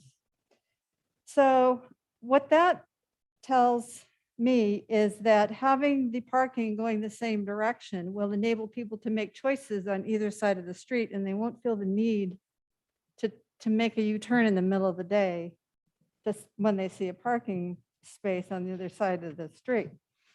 And another interesting data point that I saw in the traffic study, which is on 139 in your running numbered packet, is when you see it's right above project effects. And so Ken Anderson said that we determined that the share of traffic that entered Lincoln Way at High Street, so we're talking below the clock tower, and continued to Elm Avenue without stopping was 28% of the cars. So what I realized was people are using that as a thoroughfare, and it's not benefiting the merchants there. They're just using it to go from, point A to point B. And I assume it's because there are lights on High Street and they don't want to stop at the lights, so they can just basically go the whole length of it from High Street to Elm without stopping.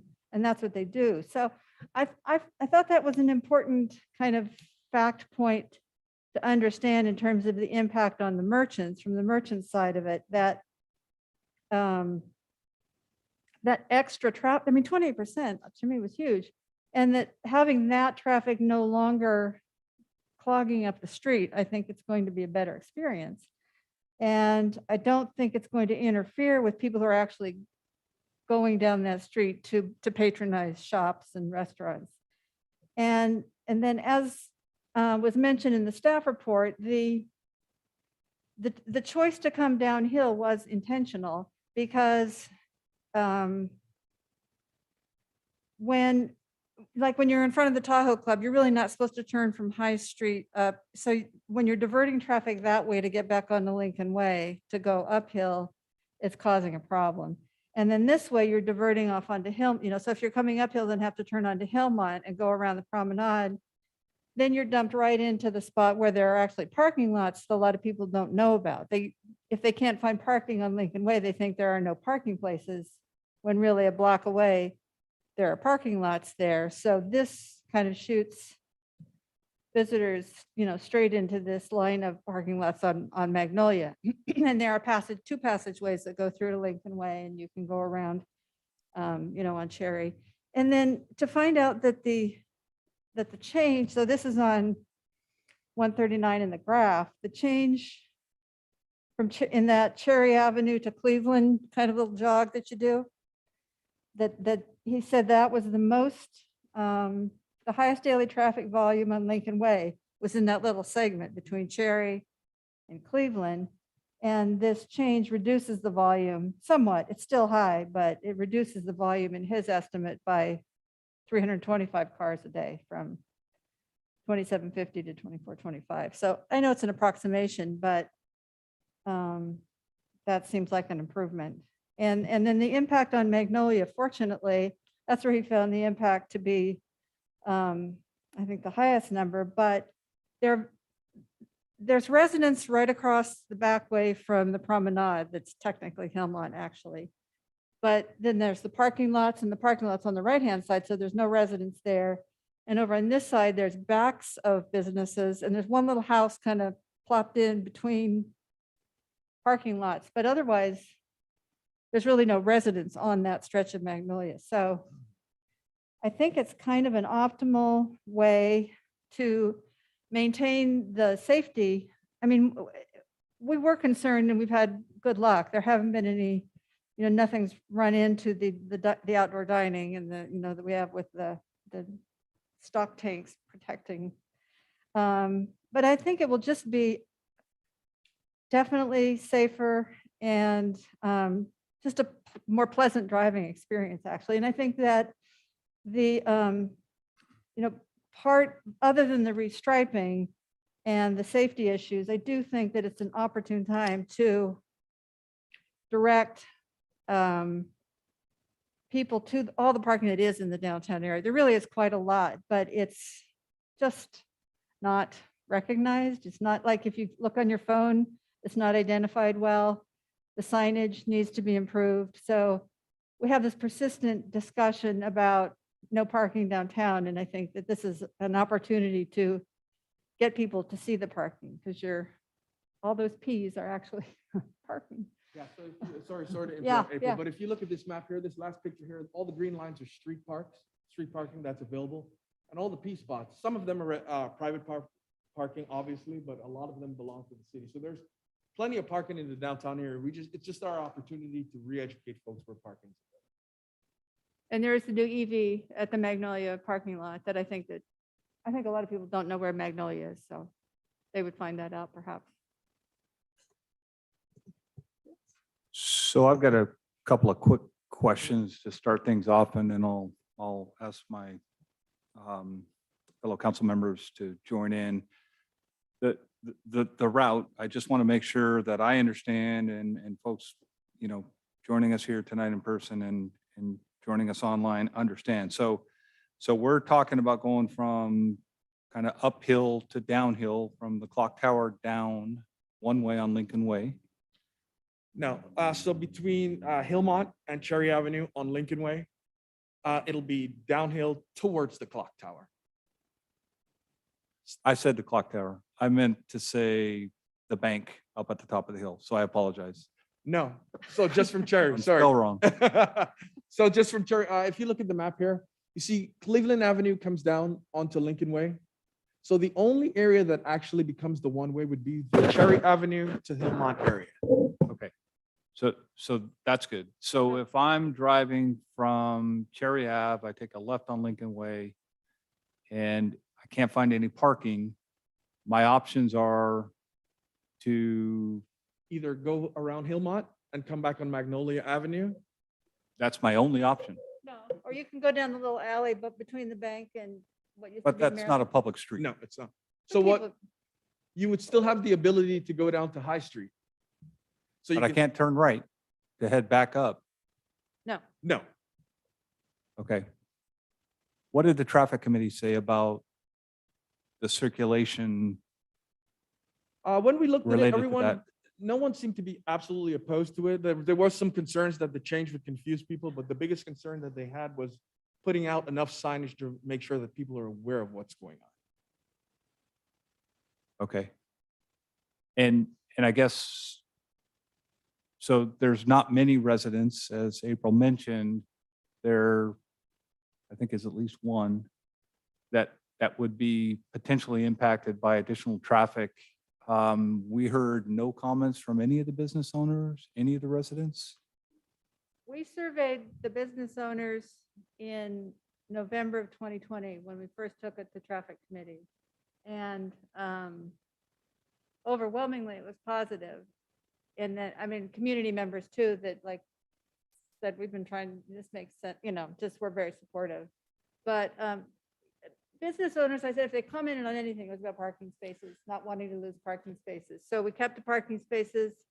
all the parking spaces where they are now, restriping, so they're going the right direction, except for those two little, are they teal colored? Or anyway, the two ones at the top. So there's loading and accessible parking on both ends of the north side of, or So- west yeah, side of Lincoln, so- the upper side of Lincoln, no, the downhill In side. an effort to provide ADA parking at those locations, what was presented here is in the teal locations at the very north and the south side of it, there's going to be some parking there that's going to be restricted to just ADA parking. The biggest concerns that we did get from the business owners when this was presented was that we would reduce parking. Yeah. And with this particular scenario, there's no reduction in parking, so.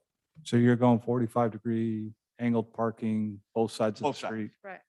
And what's the clear width for the travel lane? It now becomes 16 feet. 16 feet? Yes. Fire's okay with that? We reached out to fire and chief thought that this was a great idea. He thought it really helped his apparatus. Doesn't interfere with the parade. Because his biggest concern right now with it being a two-way street, what the chief mentioned was if there was an emergency type situation where they have to take an apparatus through there and a car is coming downhill, even if they pull all the way over, it doesn't give them enough space to get through. But with it being a one-way and them knowing the route that they would have to take, this actually helps with public safety. And we spoke to both Chief Canan and Chief Spencer, and they were both okay with it. Okay. I guess the last question I had was something that I think April mentioned, and I was looking at the Katie Anderson report and I wasn't following. You were talking about U-turn movements Oh, yeah, okay. being so surprisingly high. It was surprising to me. It's insane. So I can kind of speak to this one. One of the things that Ken Anderson pointed out on this report was the surprising number of amounts of U-turns that actually happen in this street. And the reason for that being is that people sometimes go in the wrong direction, realize they missed their store and they want to turn around on that very already narrow street. By turning this into a one-way, this eliminates folks from trying to take a U-turn in those particular locations. What it does, it diverts them around the block, so they have to come around if they are truly going in that location. They probably are doing that U-turn because they just saw that prime parking spot open up on the other side. That's probably what's really happening. So that could be happening. But I'm looking at the peak hour counts. Yeah, peak hour turning movements it's page 147. I guess in an hour, maybe that is a lot. I'm seeing AM, there was 2 U-turns, noon, there was 5. So that's what you're talking about, April? Okay, yeah. That's more than I would expect on a narrow road like And that. that's in the southbound lane. If you look on the northbound lane, there's also 2 additional U-turns at the noon time. Yeah. Right. I think what they're doing, like I just saw it the other day, the guy's coming down toward the clock tower, and then he sees the parking space over here. Sure. He can't just go like that Yeah. because, so he has to, And I was actually witness to that today. I couldn't get my phone out fast. Standing in the road taking your pictures. Good ploy. I was All not right. in the room. All right, I'll go ahead and open it up to the rest of the council for questions. I have a couple questions. Dan Cavillo. Yes, thank you. And I know the mayor kind of touched upon this, and this is really with regards to noticing. I appreciate that we've noticed the business owners, that we've noticed surrounding areas and so forth, but this kind of a change is really going to impact the community at large, more than just the area there. And so I'm wondering what we've done to really publicly notice this kind of a change. Did we put out anything in the newspaper, or did we put something on the website, or? So it's currently on the city's website for noticing there, but to your point, putting it in a newspaper would probably make a lot of sense, considering that a lot of our residents don't necessarily use the internet and that kind of thing. So My thought is on this, I totally get the benefits, and from the public safety perspective, I get it. I get it from from the business owner's perspective, I get it. I'm not opposed to it, but I would like to just see a little bit more public noticing on this, because again, one of the things you talked about was making sure that people are aware of the change and, with signage and so forth. But I think that we should make them aware that we're proposing this before they actually see the change that will help things. And, I guess in a perfect world, I would see like this is an opportunity to do sort of our public noticing event, our public hearing event. And then 30 days later, come back and actually adopt the change, just to give people an opportunity. Maybe it's in the newspaper. I'm sure we have the Auburn Journal out there reporting on this, just to give folks an opportunity to review this and then to have an opportunity to comment as well. And so people aren't caught off guard. I just would like to see that. So again, I'm not opposed to this at all. And I know that it's been a long time coming, but I would just like to see that extra step in transparency and involving the public. Absolutely. So before I get to Councilman Berlant or Councilman Riddell Harris, quick timing. I mean, obviously this isn't going to happen overnight. So to Councilwoman Dowden Calvillo's comments on noticing, this will take some time. What is the anticipated schedule for making this change? A lot of restriping, new signage. It's going to take some time. Is this a spring project? Well, absolutely. So part of this project is, as you know, the city's currently going through a pavement condition index for the entire city. So when we get something back, letting us know exactly where we have a general idea where we think this is going to fall. There's no huge structural damage on Lincoln Way on that particular portion, so it might benefit from a slurry seal or something like that, but we should definitely do something before we restripe. The last thing we want to do is restripe and then have to go back out and do roadway work and spend additional dollars. So when we get our pavement condition back, which we anticipate we will get back within a month or so, then we'll determine what the next steps are. But to your point, I think spring would when we would see something like this truly roll out. Okay, that's helpful. And I've got a question, but I'll ask the question and then you can answer it later. I'm curious about what the cost for this change is and what we're expecting it to run. I can answer that in a kind of an interesting way because we don't know what it's truly going to cost. If it's just restriping, we had a bid that came in, I would say a few months ago at about $5,000. I would anticipate that would be a little higher now, but if we have to do any kind of roadway work associated with it, a slurry seal might be anywhere from $7,000 for just that roadway plus the cost of the striping.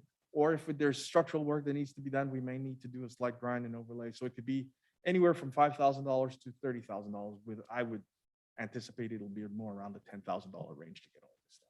And the signage, The cost of signage is about $20 for sign, but signage is, we would anticipate probably an additional $2,000 to get everything throughout the entire city. So everyone's aware of what's going on. And to follow up on your question on the cost, it actually just, what are we going to do about paving around the outdoor dining structures? Now, the one specifically in front of the Monkey Cat, because the others are pretty easy to move. Daniel and I put them up. So this was the first thing that I said to April when she asked me this, actually, what are we going to do about this? But I think first we have to know which direction we're going to go with this. And I think it's going to be essentially on the owner of the property that put that out there to either facilitate moving that. Because the city can't essentially pay for that because we didn't necessarily. Yeah, and again, I know the structures in front of Royal Indian and the club car are pretty easy to Absolutely. move. But it's the Monkey Cat that, that's a little bit more. The only difference with their, I mean, they tack some of the lattice work on it, but it's just a platform. They can just easily move it then. Oh, okay. I just wonder because We're very much in favor of this happening. Okay, good. So They'll make it work. I just want to make sure that we took that. It was a question that I had, because we do have those structures there and we'd want to, whatever paving we're going to do, we obviously want to pave under there. We don't want to. No, absolutely. And that's the first thought we had. And, it made it a little bit more difficult when we're analyzing what the street looks like when some of the streets covered. So yeah, there is some consideration being put into. And I'm glad to hear the Monkey Cat is in support. I'm very happy to hear that. Absolutely. They're very vulnerable on that corner right now. Yes, they are.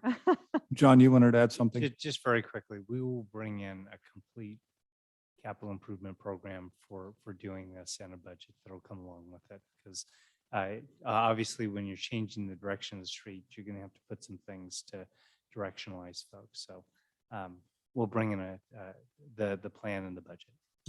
Great. So would that come in our mid-year budget as in the mid-year budget? Or- I think it'll come as part of the overall public Okay. hearing and those types of things. So, Thank you. and if we had to do adjustments, probably at mid-year. Thank you. let's go to Councilwoman Riddell Harris. I'll go. Thank you. I just had one quick question because you guys did a great presentation. I very clear and all of the background material was great. The thing that came to my mind, I know this isn't exactly what we would think about, but wouldn't the traffic start to go faster? Because I know that I drive extra slow because I'm afraid people are going to hit me on that road and I have to drive in the middle of the road because of all the cars. So is there any concern about speed increasing on that? And is that something that has been considered? Yeah, absolutely. That's a great question. So one of the things that I know she's not here tonight, but Councilwoman Amara always talks about bike lanes. One of the things that we're talking about in that particular location is to put in a bike lane. We're not sure which side yet to slow down the traffic. We want to keep the road as narrow but yet functional as possible to make that space very usable. And I love the idea of a bike lane. So great. Thank you. Bike lane and angled parking. Councilmember Lant, do you have any questions? So I have heard this presentation 3 times at the traffic committee. So I have no You're all filled questions, up. just comments. Excellent. All right, we'll go to public comment. We'll open public hearing. Sally? Sally, would you mind coming up so we can hear you for folks at home that are watching? Thank you. I used to live on Hillmont Avenue. And if this gets one-way traffic and if they're going up the hill away from the clock tower, if they're going up, then they want to turn and come back, come down Hillmont, and it's going to be a lot of traffic doing that.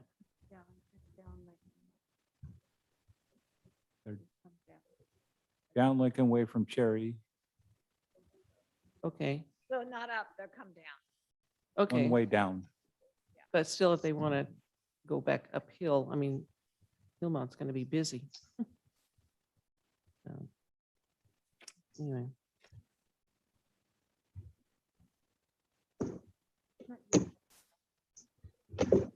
All right, thank you, Sally. Any other comments from the public? Amy, did we have any online comments?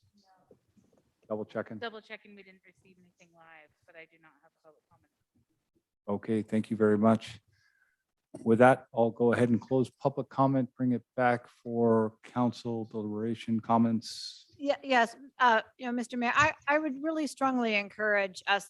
I know, especially with Councilmember Lant has been on this for a year and a half because he and I have been talking about it for a long time. And I hate to continue to delay it, but I really would like to see some kind of public notice on this in the paper or, just that we do something a little more active than we have. Maybe it's just 15 days. But I really want to give the public, and again, people can be hearing this tonight, on YouTube or what have you. But just to give them an opportunity now that they've heard us to comment and just to do additional reach out. Again, a notice in the paper would suffice, some additional noticing on our website, but just so that our residents understand what it is that we're proposing to do. Again, to get their buy-in so that when the change hopefully occurs, they're not caught completely off guard. Any other comments from the council? Councilwoman Riddell Harris.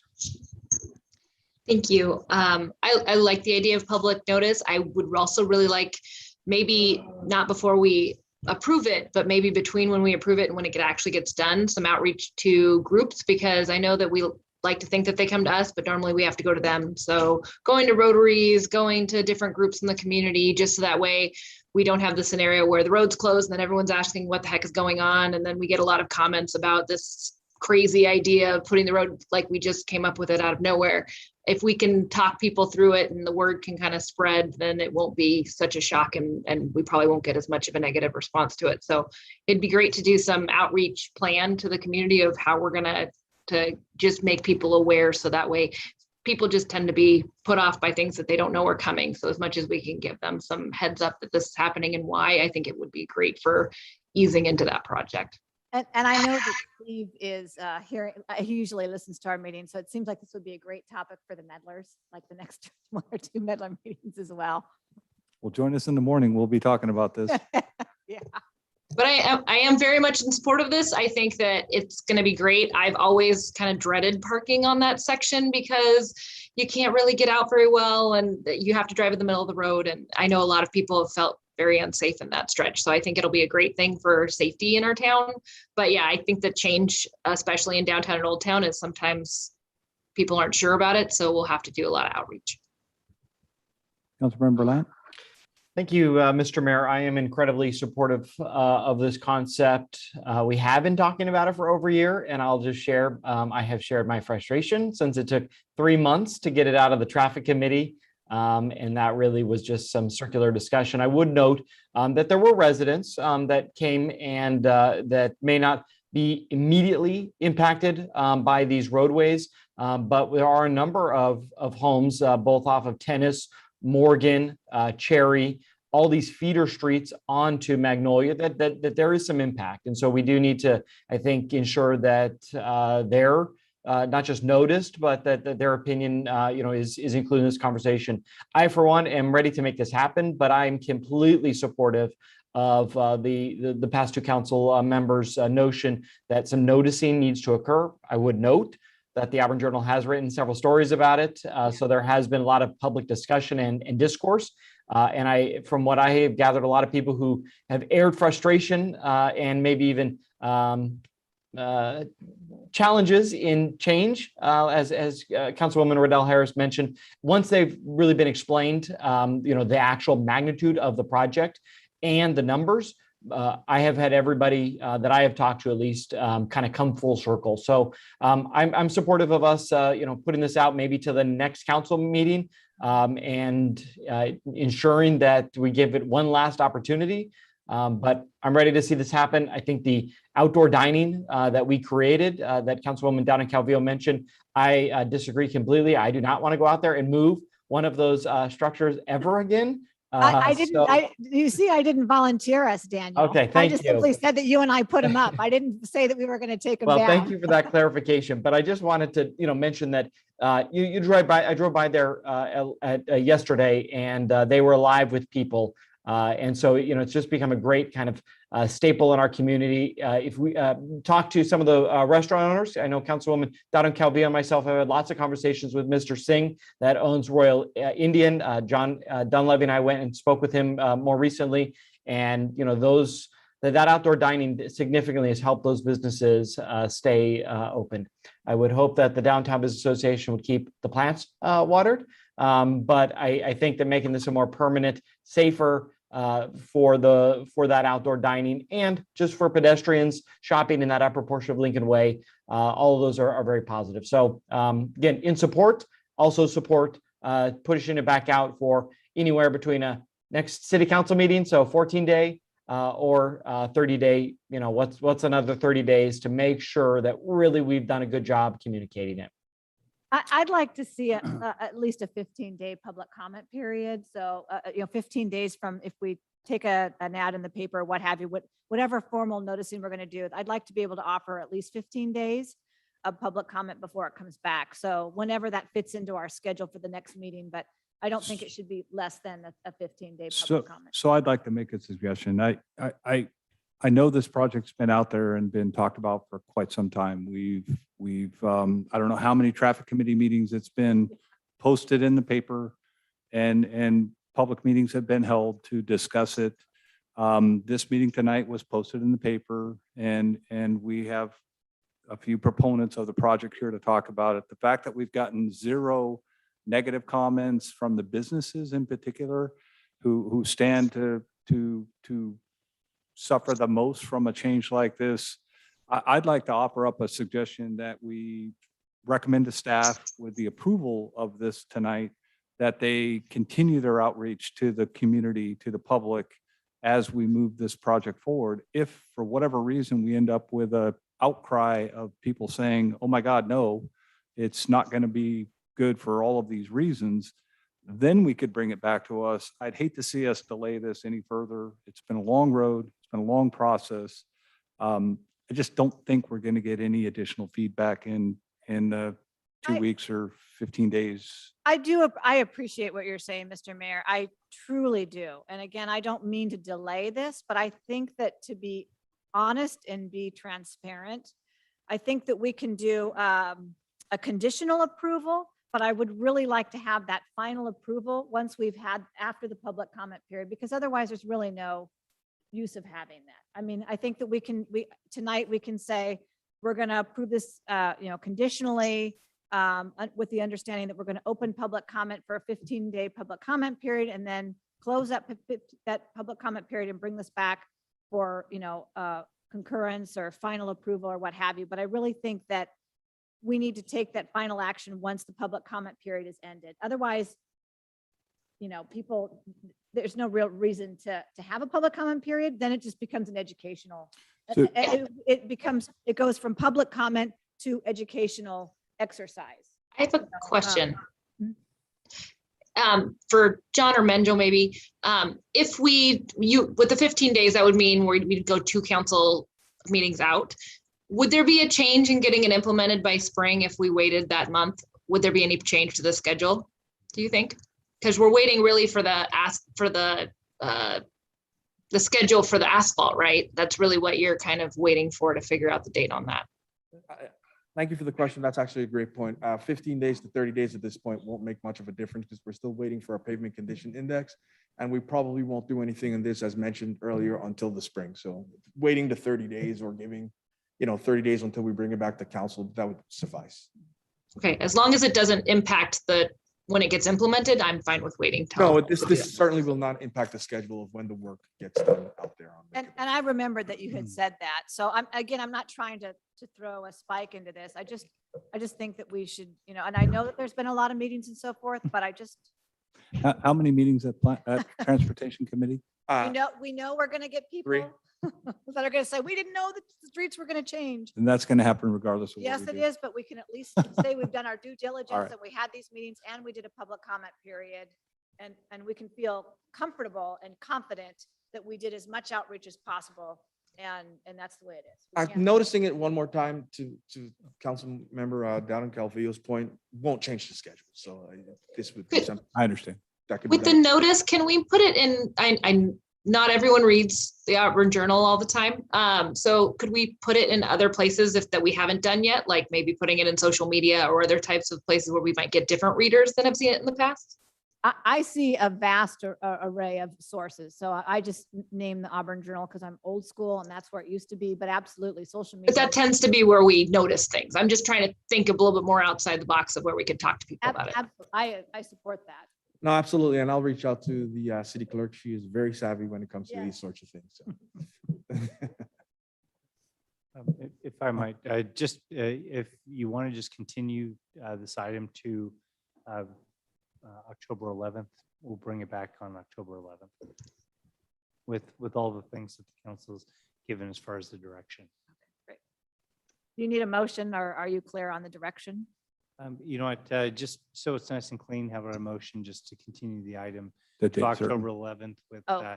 The public outreach as directed by the council. I'll make a motion, Mr. Mayor, that we continue this item until October 11th and we direct staff to do a public notice in a variety of sources on the proposal that will culminate with additional public comment at that meeting. I'll second it. All righty, we have a motion and a second. Amy, roll, please. Councilmember Berlant, Aye. Dowden Calvillo, Aye. Riddell Harris. Rachel, I didn't, Councilmember Riddell. Aye. Oh, there we go. Okay. Mayor Mobley. Yes. And thank you. That item's closed. We're going to do just a really brief 5-minute recess before we come back with the next item, which is the fire department WUI strategic plan report. Thank you. Snacks and stuff for us outside. Amy, you have some snacks for us outside. In your office. I hope you like Kodiak crackers. Remember, with this, at this point, all I have is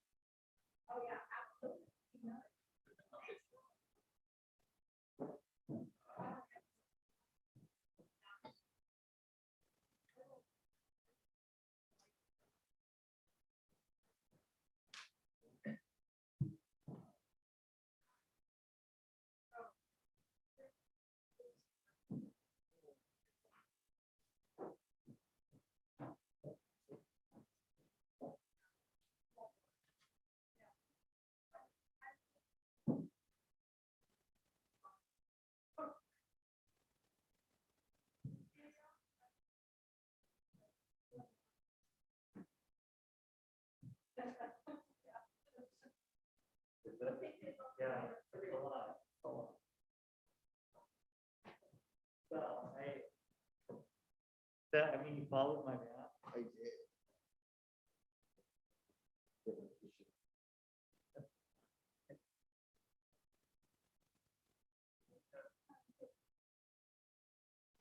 April, we're gonna do this. This is gonna be a lot of fun.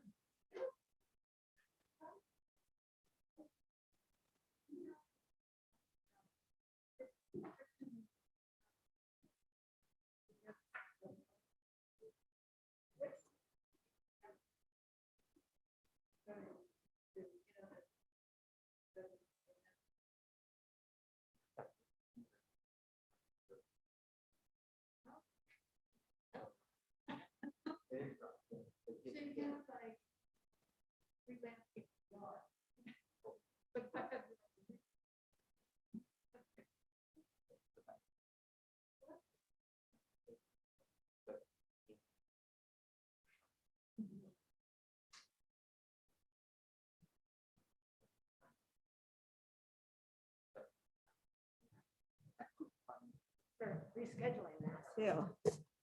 That meeting, I thought.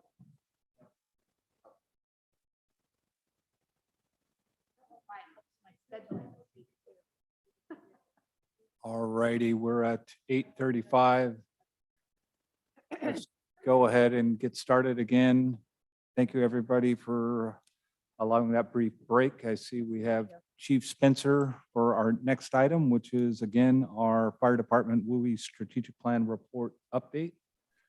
Chief, good to see you this evening. Thanks for hanging in there. I'll turn it over to you. All right, thank you, Mr. Mayor. Fellow council members, for the record, Dave Spencer, your fire chief. Tonight, I'm here to provide an update on the WUI strategic plan that was presented to you in 2019. Some of you were on the council at that time, others were not. So what I'd like to do is just, if I might, just share my screen. And it looks like Amy's doing it, but yeah, I'll take it. So just want to confirm that you all can see my screen. We cannot see your screen yet, Chief. Okay. So maybe I'll kick it back to Amy and let her do it so that we can make sure there's no interruptions. So thank you, Amy. I appreciate it. So We got it now. all right, of course you do. So all right, so so tonight I'm just going to walk through kind of an overview of the plan, talk about the specific objectives and performance measures. And really my intention is to, one, celebrate some of the successes that we've had and really identify some of the challenges that are associated with the journey that we've been on. And so with that, let's move to the next screen. If you think back, I did attach the original plan. The original plan in context, as your fire chief, when I came in 2018, it was clear that there needed to be some direction and some best practices put into place. And so if you think about Auburn as a city, it was identified as a community risk back in 2007. And so during the next decade, there were significant changes. And I listed those out in the plan to include weather events, increase in fuel loading, modeling for fire behavior, and then certainly in the last 5 years has been these catastrophic fires. And that really drives our conversation tonight. So if we'll move to the next screen. And so by way of comparison, and I wasn't able to break out the left box there, those were the fire potential maps for 2019. And then to the right is for 2021. And my point here is to simply say that my experience has been that each year it has just gotten worse and worse and worse. And so it is really important for us to continue to stay focused, continue to stay on track as to what we're trying to accomplish by reducing the fire risk. Next slide, please. So when we talk about putting together a plan, as a fire chief, it's my job to give that overarching vision. And in best practices, we use what's known as the 5 E's for risk reduction. That includes engineering, enforcement, education, emergency response, and economic incentives. So as we get into the performance objectives, really, those are the 5 components that we look at and really break those down into individual tasks and achievable or measurable components. I think my next slide has only got the front page on it. I was thinking I'd be able to, well, let me back up for just a second. I'm sorry, you're right. Amy, just go to the next slide. So when we talk about putting together the performance measurements and objectives, keep in mind that the strategic plan was developed with a group of stakeholders, community influencers, city staff. We all came together over a period of several months, worked through this process and came to an agreement on what that looked like and what our priorities were and how we would move that forward. There were some language discrepancies with regard to responsibility, but really the overarching concepts were really trying to identify the 3 priorities of risk reduction. And my position was to say, we don't have the staff that we need. Certainly when I got here, there was only one station. We didn't have a fire prevention program. We didn't have a lot of the assets that most fire departments have. And so my only choice was to look to our internal staff to say, here's how we're going to bring these measures forward with value-added services within the organization. So we trained up a fire prevention officer. You now have a qualified investigator. We are doing WUI inspections. We have a semblance of a weed abatement enforcement program. We did train up our staff in structure ignition, so on and so forth. And so these are the types of things that I would describe as value-added services. Next slide, please. So what I'll do here, since I don't have control of the program, I'll have you look at the attachment that I provided to council of the objectives and performance measurements. And again, I want to emphasize the idea of the 5 E's. Now, as we laid this out, we identified immediate action, intermediate action, and delayed action as we move forward through this. And really, this was focused to take place over a 3 to 5 year period. Well, I've had this extensive conversation with the city manager, and really, I think what we've come to the conclusion is, although we've identified initiated or in progress or completed, I think maybe we need to correct that a little bit to say that as we look at the completed part, it's really more about identifying what it is that we need to do, because all of these items are really things that need to happen into perpetuity. They're not one-time events. They're really the core of what we do as a fire department. And I would describe it as my job coming into the organization really started with 3 things. One was to stabilize the organization, moving from a public safety model to a true fire department with fire chief model. Second would be to evaluate the needs of the community and the fire department, and then developing a plan. And that's what this is all about, is coming forward with a plan and how do we get to reducing the risk of the models. And so when we talk about, the WUI inspection program, remember that there is a lot of moving pieces that are happening over these last couple of years with regard to compliance, inspection, redevelopment, particularly in the events where we are losing entire communities from a result of wildfires, and what the regulations are as a result of that. And Auburn is certainly not out of that realm of possibility. We're a ridgetop community that has a tremendous amount of risk, and our whole focus is to try to prevent that from happening. And so that's through the WUI inspections, that's through our pre-fire season letter that goes out to the community, trying to identify for our homeowners about how to harden their homes, how to again reduce the structure to structure ignition, and certainly the landscape certification. I know that we sent out a little note recently where my battalion chief, Chief Zacha, and PCWA collaborated on a question and answer webinar that was widespread throughout this entire region that talked about what kind of landscape and irrigation and fire-wise landscape looks like. And so those are some of the great successes.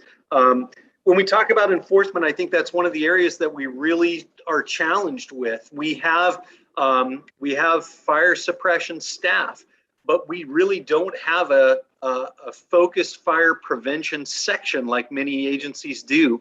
And so that leaves us using our internal staff to be able to try to create that enforcement arm. What that looks like is that when you're an on-duty crew member, throughout the course of your day, to stop and go do some enforcement action takes a fair amount of time. In the event that we get an emergency event, sometimes those folks have to break away, and so it really slows down our progress. And I think that's really what I'm trying to bring to light here as we kind of look through these measurements, is that certainly we're getting there. It's just at what pace and how effective are we? when we talk about the grazing program, certainly that was a great success for our community. I know there was a lot of chatter throughout the city. It's always great to see the animals doing their thing, and so we're going to continue to work through that and bring that back year over year. It helps us with our maintenance component. It's very cost effective. And we've finally gotten to the point where there are a lot of areas within the city where we've gotten a much better handle on that whole fuel reduction concept. We did do some prescribed fire and some burning last year, or I should say in 2019. That's very effective and certainly is on the table at any time that we can do that. But again, there's a cost that goes with that because again, we're producing emissions. And so the concept is that if we're going to do it, we want to do it with the least amount of smoke production and with the hottest fires that we can so that we don't have any negative impact. So the next couple of items involve education, emergency response, and economic incentives. And I'll just briefly touch on that. With regard to education, certainly we've done a tremendous effort on safety messaging. We're trying to initiate that Fire Watch volunteer program with the Fire Safe Council. They've latched onto that program gratefully for us. They're assisting us to continue to message out when we get into the high fire danger and red flag warning scenarios. And then we've also posted up the videos that talk about the change in our fire environment over the course of the last 50 years and what that looks like. And we talk about land management. We talk about whose responsibility is. At the end of the day, what's important is to recognize the challenges that we're in. When we talk about emergency response, again, we've increased our staffing with the council's support. We've reinstated the battalion chief, which provides us that oversight and allows us to manage that weed abatement program. I've got one battalion chief that's solely responsible for that program. And so it's a heavy lift, and it's one of those things that we continue to work through. Now, with regard to the overarching process, in this plan, it's also important for you to recognize that it's not just my own ideas. This year, we've been able to reach out to a private vendor by the name of Rohde & Associates, who has come in and done some initial evaluation of what we're doing within the city, being able to provide us some pre-fire planning process, both from prevention and a response component. They're coming forward with that plan. It's in draft right now, and toward the end of my presentation, I'll share with you just some of the high-level notes with that. I think it again just reinforces that everything that we're doing needs to continue. It needs to be focused. It needs to be effective, and it needs to be supported. And then finally, with regard to the economic incentives, we know that for every dollar that we spend, we save $6 in recovery efforts. That is just a huge amount of prevention investment that we need to continue to be aware of. We know that there's a change in the insurance process over the last couple of years. One of the things that has now come to light is AB 38 when we talk about selling a home in a high fire danger area. Part of that ESCO process is that home has to come to us within the city of Auburn to go through that inspection to ensure that they have defensible space and they have the things that they need, and they either pass that inspection or they do not. And so these are some of the legislative things that are coming forward that really support, again, trying to keep our community safe. And so I think all of that is really lock and step with the overarching message of saying we're trying to get these things done.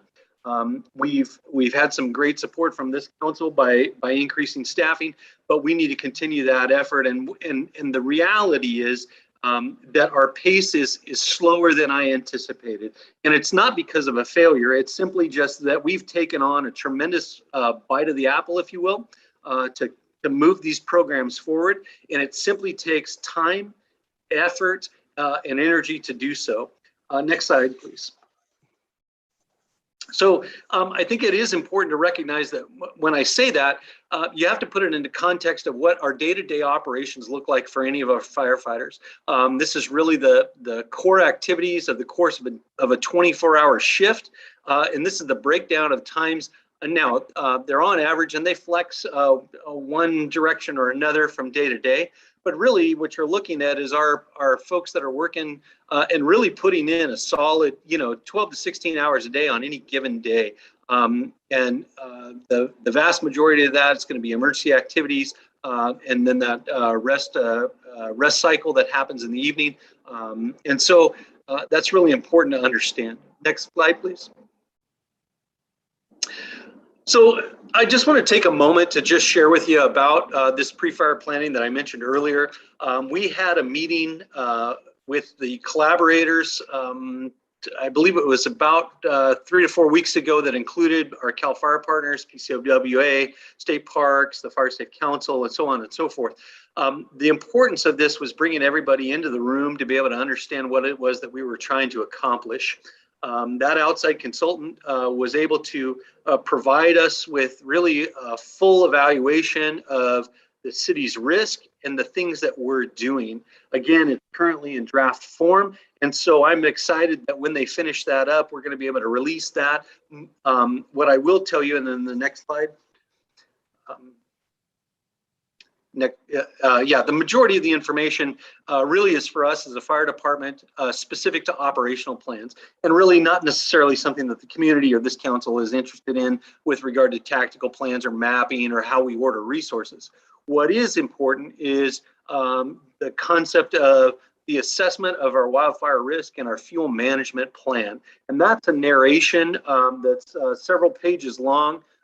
That I think will really just underscore a lot of the things that we already know, but some things that might be new to some of those folks that aren't necessarily familiar with this process. Next slide. This is the cover page of that. I just share it with you. This is what you're going to see when we get it in final form. Next slide. And then I did kind of jump ahead because I thought these were really things that were important with regard to the finding of the study. We know that our biggest problem is that we don't have any recurring funding for fuel reduction. We know that the American River drainage is shared jurisdiction and creates all kinds of complications for us. But more importantly, we've spent a tremendous amount of money on putting in a shaded fuel break, and it needs to be maintained. We also know that in the Baltimore Ravine area that we have little or no landscape model modification for that area. And that's an important part of that. Next slide, please. We also know that the greatest risk is really not about the fire specifically coming out of the canyon. What it is the hardening of the homes and the defensible space on private property. And I'm just going to spin you back to this last week with the bridge fire.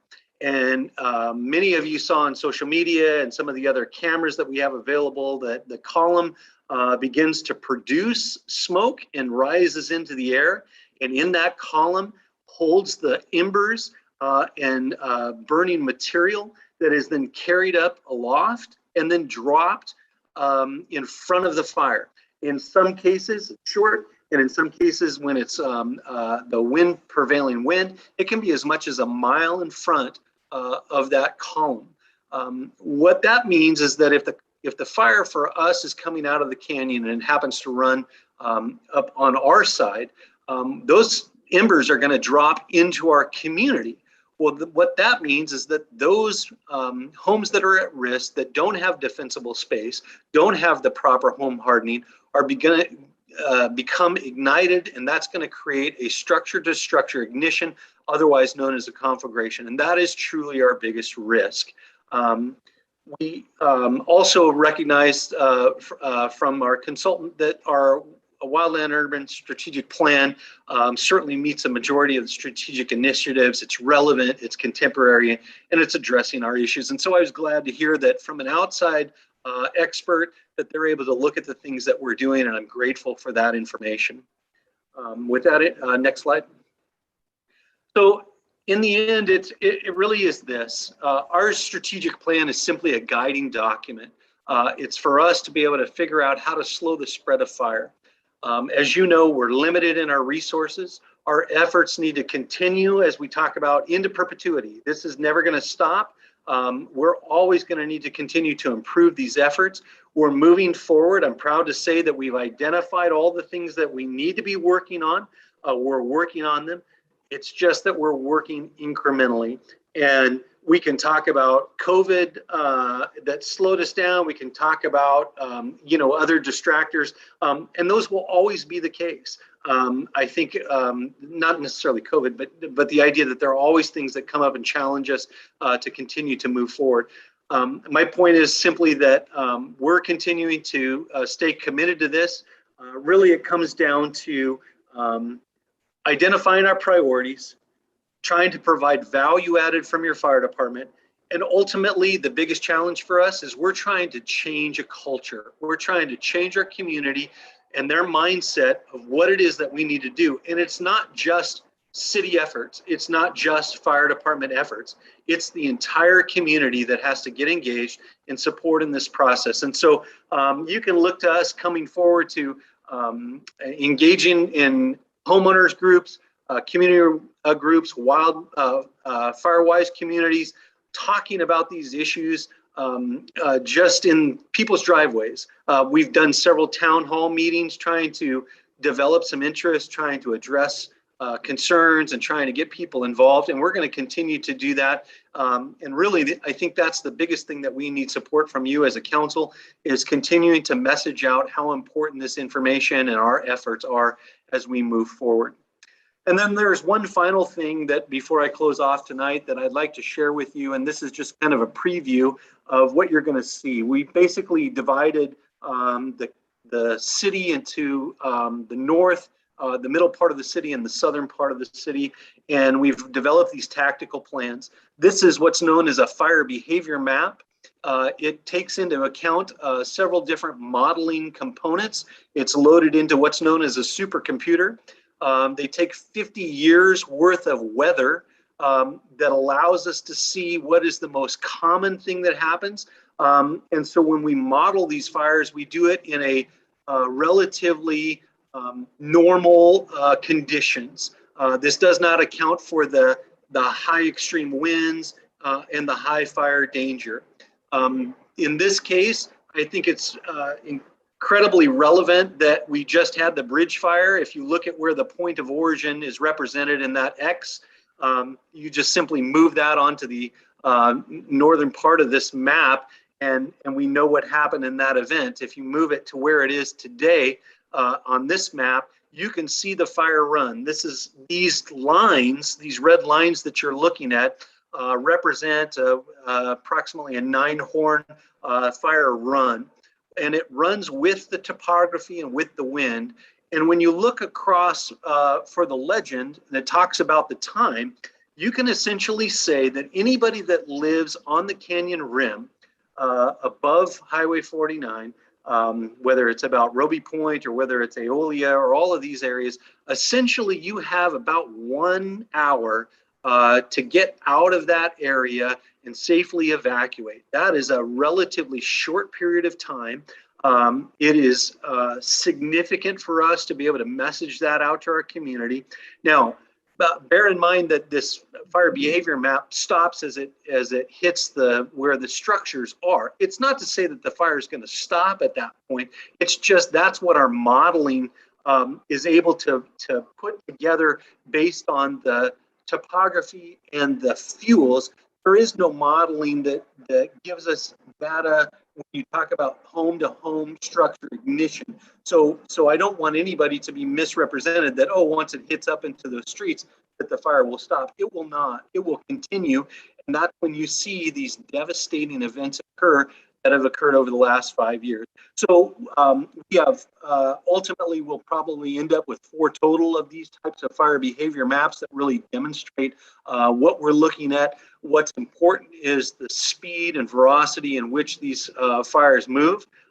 This is on a relatively normal day with 10-mile-an-hour winds, 20% relative humidity.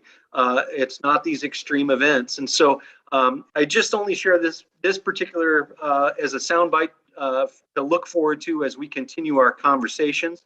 I provided you the objectives and performance measures in your packet. And at this point, I'm happy to answer any questions that you may have. Thank you, Amy. Thank you very much, Chief. Let's see, who wants to start off with questions for the chief? Everybody's getting tired, I think. Yeah, Councilwoman downer. Covey. Yes, so thank you very much, Chief, for the update. I really appreciate it. Had the opportunity to take a look at everything beforehand, as I'm sure my colleagues did as well. And one thing that I did highlight, and it's funny because Ms. Baxter also touched upon it in her public comment, was the pilot for the citywide chipper program that you have on page 157. It's actually item 15 for the, or 157 of item 15 under objectives and performance measures. And I just wondered if you could talk to me a little bit about that. It says it was completed in June 2021. Yeah, so and if you look, so the areas that are in white on the program have not been addressed. Those dates that are on the right-hand column, when they're in white, they're a projected completion date. When they change color, that means that it actually is completed or in progress. So we wanted to be able to put some kind of target date onto that. I will expand this conversation to say that at that time, we were moving forward with a grant to try to secure a chipper for the city and trying to figure out, and just like many grants, it has to be programmatic. It can't just be one specific thing. And so what we try to do in the grant is try to stand it up is to say, this is a programmatic thing that's not just the actual equipment, but it's also the people and how we educate our community. We were not successful in achieving that grant. And I think just like many of our conversations with grant funding, there's no guarantee. And this is yet again another example of the limited resources that we have. We certainly have had some success on a small scale. I think your neighborhood was probably one of them that we were able to use the city staff to come in and do that. But I think it's just like the county-wide program. As you know, there's a lot of challenges because when you stand up a program like that, the need for it is great. And so it's really about a program management process and being able to have the infrastructure to be able to run it properly, meaning that you have effective and efficient ways to people to sign up. You have allocated time and windows, so they're not waiting for days or months, and they have a specific window of time. And these are all the things that are really important about these programs, and that's why I point back to this as it's a programmatic process, not just a simple, well, we just buy a chipper and we implement it. I think that's the overarching goal of this. And again, it really underlines exactly what I was saying is that we really as a city have limited resources, and this plan has really identified how limited we are and how much we're actually able to do as your fire department. And that's just one example. So thanks for the question. Happy to answer anything else that you may have. And I do appreciate that. I should have looked at, I was looking at the black and white version. And so Oh, sorry. see that that was just a target date. So I do appreciate that. And I recognize that it's so much more than just purchasing the chipper. There's the whole underlying program. And this is something we talked about certainly with regards to Measure S. This was certainly within that particular plan. So, but it's something that I think that, we definitely need as a community. And so we'll continue to support it. So thank you. Mhm. Chief, I've got a couple of quick questions and then Rachel will jump over to you. So a few months back, we were engaged in some conversations with our Congressman McClintock's office related to the Auburn State Recreation Area and the BOR fire plan. Do we have any updates that you can provide us at the council? I know there was some frustrations for for the plan that was put forward, assuming that Auburn was going to be funding kind of ongoing maintenance work that you mentioned in your report for us here tonight. Any updates you can provide for us, Chief? I can tell you that the BOR has been relatively silent with regard to any further discussion. I do know that there was an agreement that was put forward with BLM. And this was interesting. It caught my attention because I thought maybe it might allow shifting of some priorities and resources to BLM to be able to execute on behalf of BOR, because as you know, they're not a land management agency. I did get a chance to look at that agreement, and it's really not as robust as I would hoped it would be. And so I don't really see anything significantly changing from that initial plan that was put forth by the BOR. And so I think, again, I think at this point, we're going to continue to reach out to our federal partners, our congressional offices, to try to move that forward. But the reality is that they're not in my jurisdiction. I have very little influence on the BOR itself, other than to continue to have conversation and continue to identify that land management is really critical for us to be successful in the event that we have an ignition in the canyon. Sorry, I don't have more for you. Obviously, that's something that we're going to need to kind of keep an eye on. And I know Councilmember Lant was pretty engaged in that effort, so he might have some additional information on that. I do have one other quick question, and I bring this up every time we talk about our community and concerns we have related to fire safety, planning, all of that stuff. And in your pre-fire planning portion of your presentation, you talked about Baltimore Ravine area, which is largely privately owned. There is obviously a railroad right away running through there. And I've mentioned in other meetings that we've had on fire safety concerns that I've had personally with particularly large tracts of land that are privately owned, that we're expending grant dollars to go in and maintain, whether it's with the goats to eat the vegetation in and around my new neighborhood or it's elsewhere. What is there anything we can do to get property owners to step up and do the maintenance on their privately owned property, short of us just going out and finding grant dollars to spend on these private properties? What is there an enforcement mechanism? Is there a leaning mechanism? Is there a way that we can entice private property owners to maintain their property so it's not a risk for their neighbors? Yeah, great question. I'm going to attack this in a couple of different ways. First of all, many of the property owners that have these vacant parcels, the value of the parcel versus the dollar cost to clear the parcel doesn't necessarily equate to any benefit to the property owner. So that's our first challenge. With regard to enforcement, I have shared with you that we've spun up a little bit different direction using my law partner and Chief Canan and his code enforcement. We just completed a very similar scenario where we had a property owner who failed to clear their land.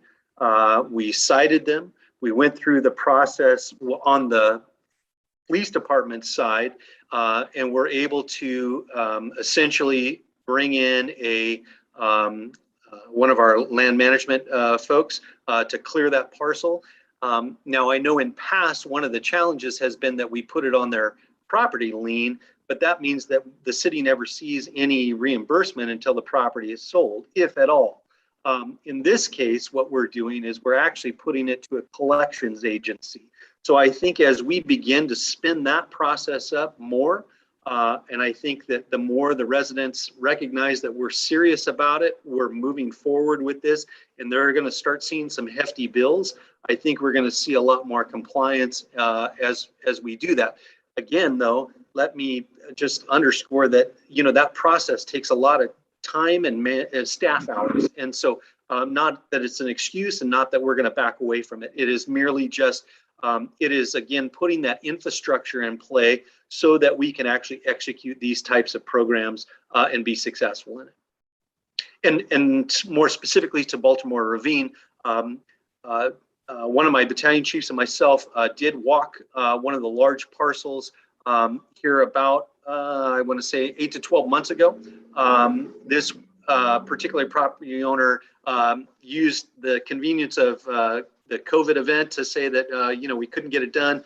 We continue to keep pressure on them. I can tell you that they put a 200-foot shaded fuel break essentially, or a fuel break between the edge of the property all the way over to the railroad tracks. And so we're very pleased with that. Now that's not the end of it. Certainly there's much more to be done. I will also share with you that we've been working with UP Railroad extensively for the last year and a half. They have 240 acres of property that run through Auburn, and the Baltimore Ravine is one of those places. We just have heard that they've signed a contract with one of the local foresters, Bella, who we work with all the time. And so we're going to start seeing significant work happening with their properties as well. So all of that to be said is that there's no one single answer to this issue. It is a multi-pronged approach from all angles, both private property owners, public property owners, city staff, so on and so forth. And so again, I want to assure that we're getting there. These are things that haven't been done in past to my understanding. And so it's just a matter of continuing to press forward, continue to keep our forward momentum. And with it, we see success after success after success. Thank you, Chief. Appreciate that. John, you had some. Yeah, just to kind of add on to that, realize that our code enforcement effort is part-time, 24 hours a week for all code enforcement. As we get into the land management portion of what we're looking at, the ability to stay on regular enforcement, stay on the prevention, stay on making sure that this stuff is happening every single year, because these things are not a one and done. They are things that are perpetually going to be there. They have to be done every single year as we work with our partners, with UP, the private landowners. We are in the land management business now because it really is the survival of this entire community. A perspective, we added 7 new positions in the fire department, but only a fraction of that is going towards what we're talking about tonight, which is a very big deal. Right now, it's very unpredictable. Are there some grants out there? There are, but we really, as the chief has been talking, this is a really good plan. It really shows us the things that we need to be doing. Are we doing those things? Kind of, a little bit, but not to the level that we need to do to make sure that our community is adequately protected down the road on things. The whole fire behavior model, the chief showed you the one thing for the bridge fire. I'll tell you, I've seen the fire behavior model that he's going to bring to you, and it's going to sit you back in your seat, and you're going to go, oh no, because it's a real factor. Because what it's going to do is that from that, we're going to have to figure out how we're going to go through to slow that fire down. The map that the chief just showed you on the fire behavior showed that all the houses on the canyon on fire within 1 hour. That's a real deal. So, the direction that we're going on, so much of this, the chief talks about the limited resources. That's precisely what we have. And I think as we're moving forward, I'll tell you, chief showed me this. I've gone through it. It's great, but it really is just that drop in a bucket, a perspective of, you mentioned, what is BOR doing? They've committed that over about a 5 to 7 year period, they want to do 100 acres a year. They own 38,000 acres. That means that they're going to do 0.02% 0.02% a year. I'm just saying, not enough that we need to do. So as we're moving forward on this, when the chief brings the fire behavior model, the Rhodey Associates plan is really good, but it's a very multi-pronged deal. And I am just pointing out, this is a big deal for us. It's our survival. We were blessed. There was a wonderful cloud that was over our community a weekend ago as that bridge fire went off.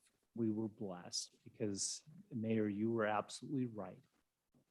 That wind blowing the other direction would have had everybody's house on fire within 1 year. And it's something that I think that we need to get out there on these things. Thank you, John. I appreciate that. I have other comments and I'll hold off on those. We'll go to Councilwoman Nardell Harris. Thank you. We're still in the question period, right? Yep. Okay. So I guess I'm asking the general question of, this seems like a great plan. It seems like you've really thought it through. I've seen, you've showed me some of the modeling and basically how terrifying it really is on how quickly these things move. The goal of this seems to be to reduce the risk and to slow the fire down. So basically people can get out. Because I mean, we'd like to save buildings and stuff, but really what's most important is people, and slowing it down is the biggest piece of that. And so resources can get in to save as many structures as possible. Am I correct that the reason why we can't do this is that we don't have the resources, both the people and the money? Is that really the limiting factor on doing this right now? Yeah, I think that's it. I'm again, I don't want to sound as though I'm making an excuse. That when their firefighters come on, they're a multifaceted employee, meaning that they have various levels of their job. Enforcement, prevention, education are only parts of that. That doesn't even incorporate the training that they're required to have, 20 hours of training every month. You know, the responses, you know, we spend 6 hours a day in emergency responses just at a minimum. And so, you know, again, I would tell you that as a fire department, traditional models have a fire prevention staff. Typically, they're civilian in nature, and they work a 40-hour work week and work on these types of things when we talk about not just enforcement, but inspections and all those things. What's different about our organization is that coming forward and asking for this council to support those additional staff was using that value-added concept of saying, well, I don't have the prevention folks, I don't have the civilian staff to use, so I'm going to use these folks to be able to use that value-added process, bring them again out of the station environment to accomplish some of these goals. So yes, absolutely, you're right. We just don't have the funding to be able to accomplish all of these things in a timely fashion. And I bring it forward to you because I am concerned. You know, when I came here, this was the highest of the priorities, and I recognize that we needed to come up with a plan. This is what we did, and here we sit today, reflecting on this plan, saying there's much more to be done. Yeah, and I guess I understand that most cities our size don't have such a large span of interface with public lands and with the canyon and things like that, that we don't have to, our fire department doesn't have to just have to serve us. It has to serve us plus all of the areas around us that protect us from all of those interfaces that we have. And so the answer being yes is totally fine. I know we just staffed up another station, but that's to get us to a certain level of service. And then I feel like that prevention piece is a whole additional scope of work that we need to figure out how to fund. And maybe it hasn't been something that we need to spend money on in the past because it hasn't been the same trend that we've been seeing over the last 10 years or so. But I think that might need to be a whole new piece that gets added into us as a city, is not just having a fire department, but having the prevention for these massive fires that are really a reality for us from day to day right now. So yes, thank you. I think that makes sense. And then the other thing is, everyone talks about grants. Are grants a realistic way of funding this, or are they just kind of a stopgap to get us over until we get some sustainable funding? Yeah, my answer will be I'll always look for grant opportunities. Again, like I mentioned to council member down in Calvillo, that they're really they're programmatic in nature to be able to be successful. And what that means is that we need to support it with people, and because it requires staff hours to get these things done. And so that's the challenge that we have, is that we know clearly what we need to do. It's just trying to get that work done. It's as simple as that. Thank you. Alrighty, thank you, Councilmember Berland. Thank you, Mr. Mayor. Chief, thank you very much for the presentation. And I know you've kind of danced around it quite a bit tonight. And I know there's a number of external influences the last couple of years. But, straight up to us, what is it that you need to truly move the dial on this plan? We need funding. We need funding to put these key positions into play to be able to focus on our prevention efforts. That's the bottom line. And I think, again, we've had many of these conversations. This goes back to what we were coming to you with Measure S. We know what we need to do. We know what we need to do as a city. We know how we can collaborate with all city staff, not just Public Works, not just PD, not just fire, all the way through. The reality is that these problems that we face today didn't happen overnight. This has been decades of development, and the idea that we're going to come out of this without or with solutions, or the problem's going to go away in a year or two, is really not realistic. I mean, this is a long-term approach that we need to take to be able to save our city. It's really that simple. Well, I appreciate a little bit more directness to the funding question, because I mean, that's always very difficult for staff to be, straight and blunt to the point, but obviously that is, the piece that we need to be talking about. But I am curious as well, how has your vacancy rate in the fire department impacted your ability to do some of these projects? Because when we first rolled out this program, part of your pitch was the fact that these firefighters would be able to go and do out-of-county strike teams. We backfilled behind CAL FIRE locally here and brought in a lot of money. The firefighters were out doing vegetation management work under contract with the Resource Conservation District. That, though, really has been almost, and you can correct me if I'm wrong, but zero this year. So how has that vacancy rate impacted these abilities? Well, frankly, it's been devastating. I find myself as a fire chief and the leader of the organization, really reflecting and a lot of sleepless nights trying to figure out how do we get here. Never in the course of my 32 years have I ever seen where we couldn't get people hired into a really good job. And not only could we not get people hired, people would accept the position, and then a few weeks later would turn around and say, no, sorry, we've taken another position for another agency out of the area, pays better, closer to my home, whatever the case may be. And this happened time and time again. And I don't know how you project that. I can tell you that there are ebbs and flows in hiring and then succession planning in the fire service. Certainly, I've seen it over my career, not to necessarily this degree. But what happens is you'll see what is happening today, where all these departments up and down the state are in the same hiring crisis. I mean, it's really that simple. And when we finally get through this over the next probably 2 years, it will probably take us 2 years to get through this hiring crisis and get stable.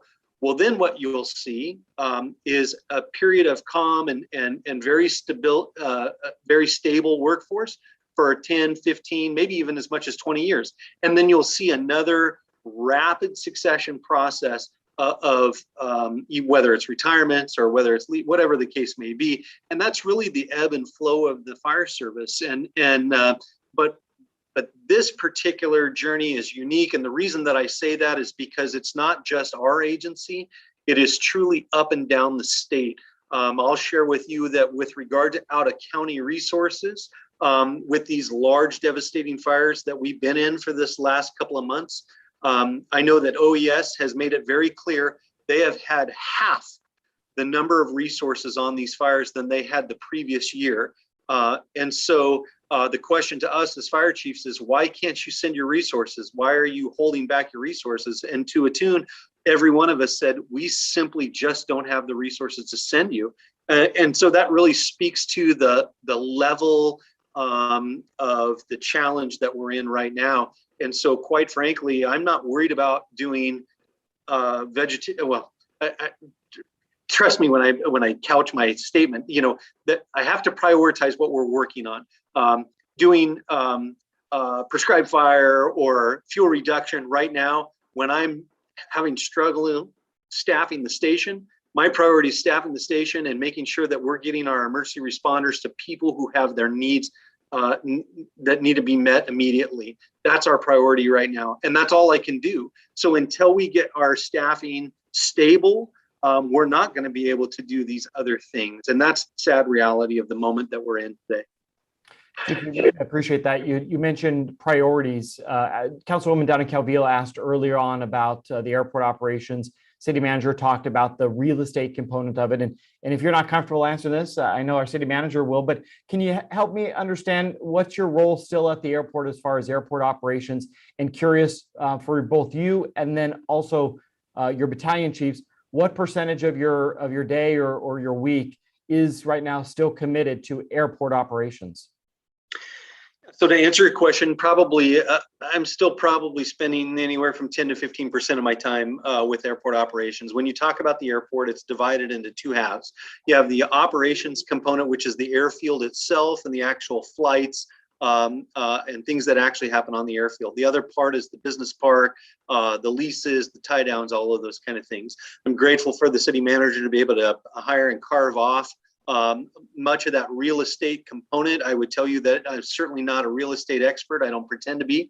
But you know, remember that the genesis of this was when we went through this time in our city where we had some attrition in key positions. And then we moved into a COVID environment where we weren't sure what our revenue would look like and if we were going to be able to survive as a city. And so I'll tell you frankly, just like all of my firefighters, my answer to the city manager at that time was to say, how can I help? What do you need from me? And that's how I found myself in the position. And so trying to get quickly up to speed and trying to contribute to the betterment of the city. And I have no bones about that. I will do that time and time again. And so I recognize that it takes away from what our core mission is, but recognize that it's a whole city. It's not just the fire department. It's not just public works. It's not just the air. It's the whole city. And so we all need to be working together. And so I don't want to minimize by any means the effort that needs to take place out there. The airport is a very complex operation. It has a lot of needs, and those needs are time and people. And that's what's really taking the bulk of my energy, is trying to address a group that just like everybody else in the city want to feel like they have a voice, that they want to be heard, and they want their problems resolved. And so, you know, I think we're in transition. I know that the city manager has a plan as we're moving forward. And so in the meantime, it's just trying to make sure that we don't let anything drop, because I don't think that's ever acceptable as a city staff member. Thank you, Chief. I just have one final question for the city manager. John, you in discussion about the plan and how we are doing on it, and this is what I wrote down, said, are we doing it? Kinda. So I turn to you and ask you, what do you think we need to be doing to actually make that dial move? Fire prevention needs to be our number one priority. Talk to St. Helena, talk to Paradise, talk to Santa Rosa, talk to all the folks that have had catastrophic fire, talk to Reading, talk to all the counties and areas. As we are moving forward, we have to get ready to move our focus into a prevention focus on some things. We, as you know, the chief has done a fine job on outlining this plan. It's a 5-part plan. It talks about all the things that we need to do. But we are going to need to identify the highest priorities in prevention, and we're going to have to figure out how to pay for it. We absolutely have to do that because, the chief, he talks about kind of the transition of putting together some plans, putting together some strategies. Now we have to execute. And that execution is going to involve taking a very multifaceted approach, and it has to be something that's ongoing. The one thing we know about all the vegetation, all the goats, all the mastication, all of the land that needs to be done, it has to be an ongoing and perpetual program.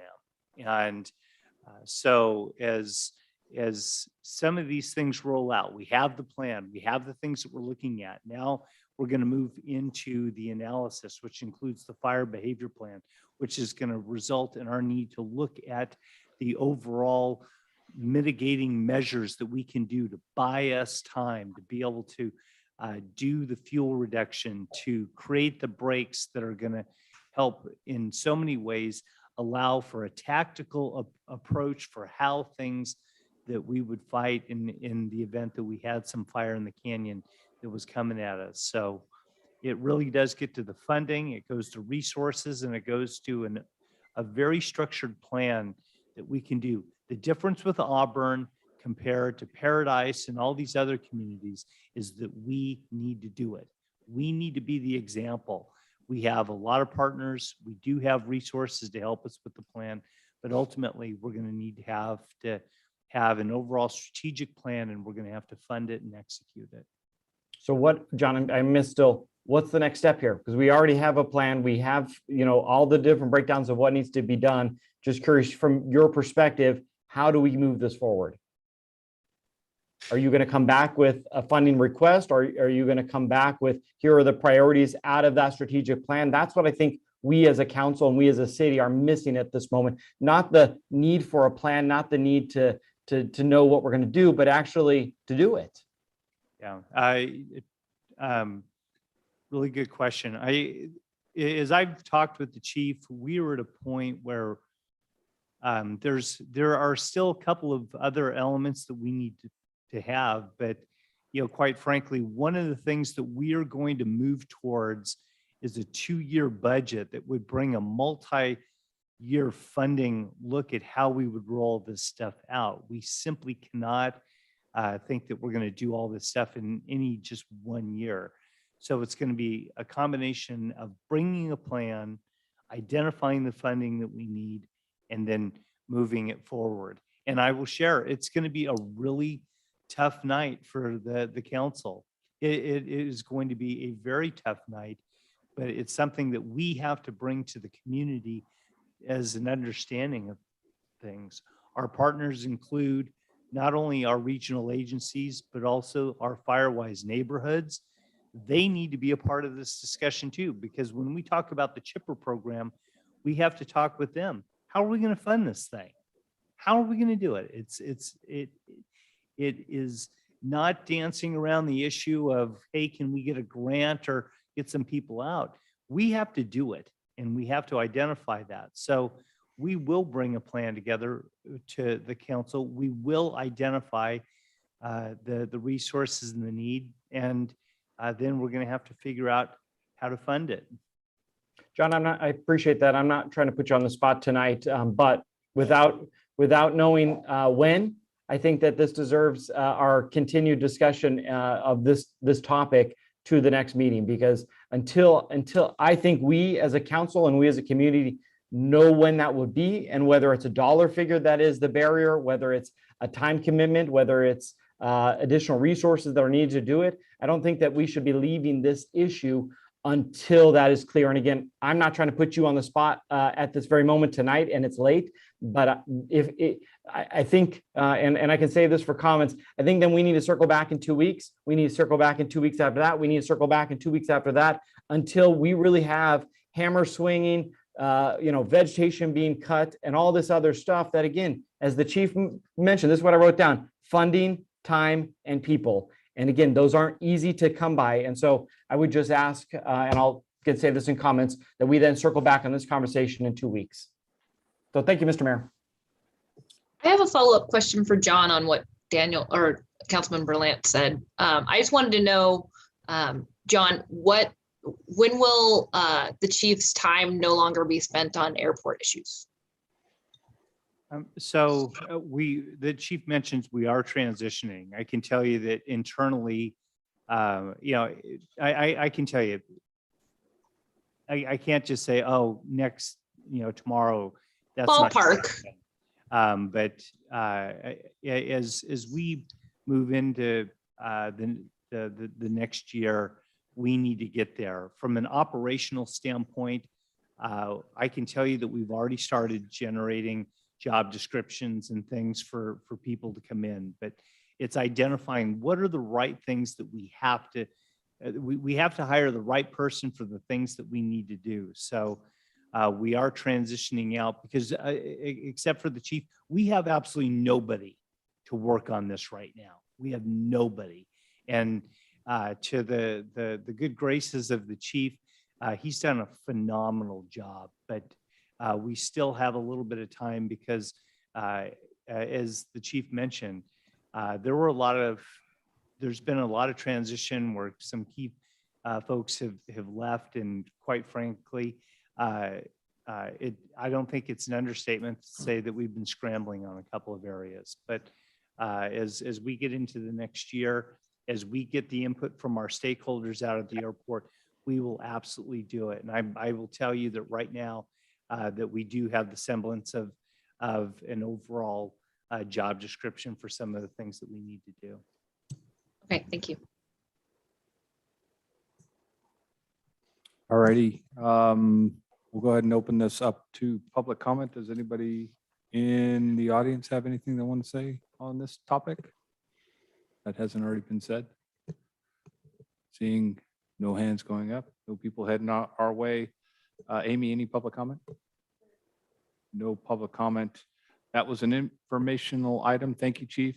Do appreciate the report. Thank you, Mr. Dunleavy, for the information there. We'll move on to our final.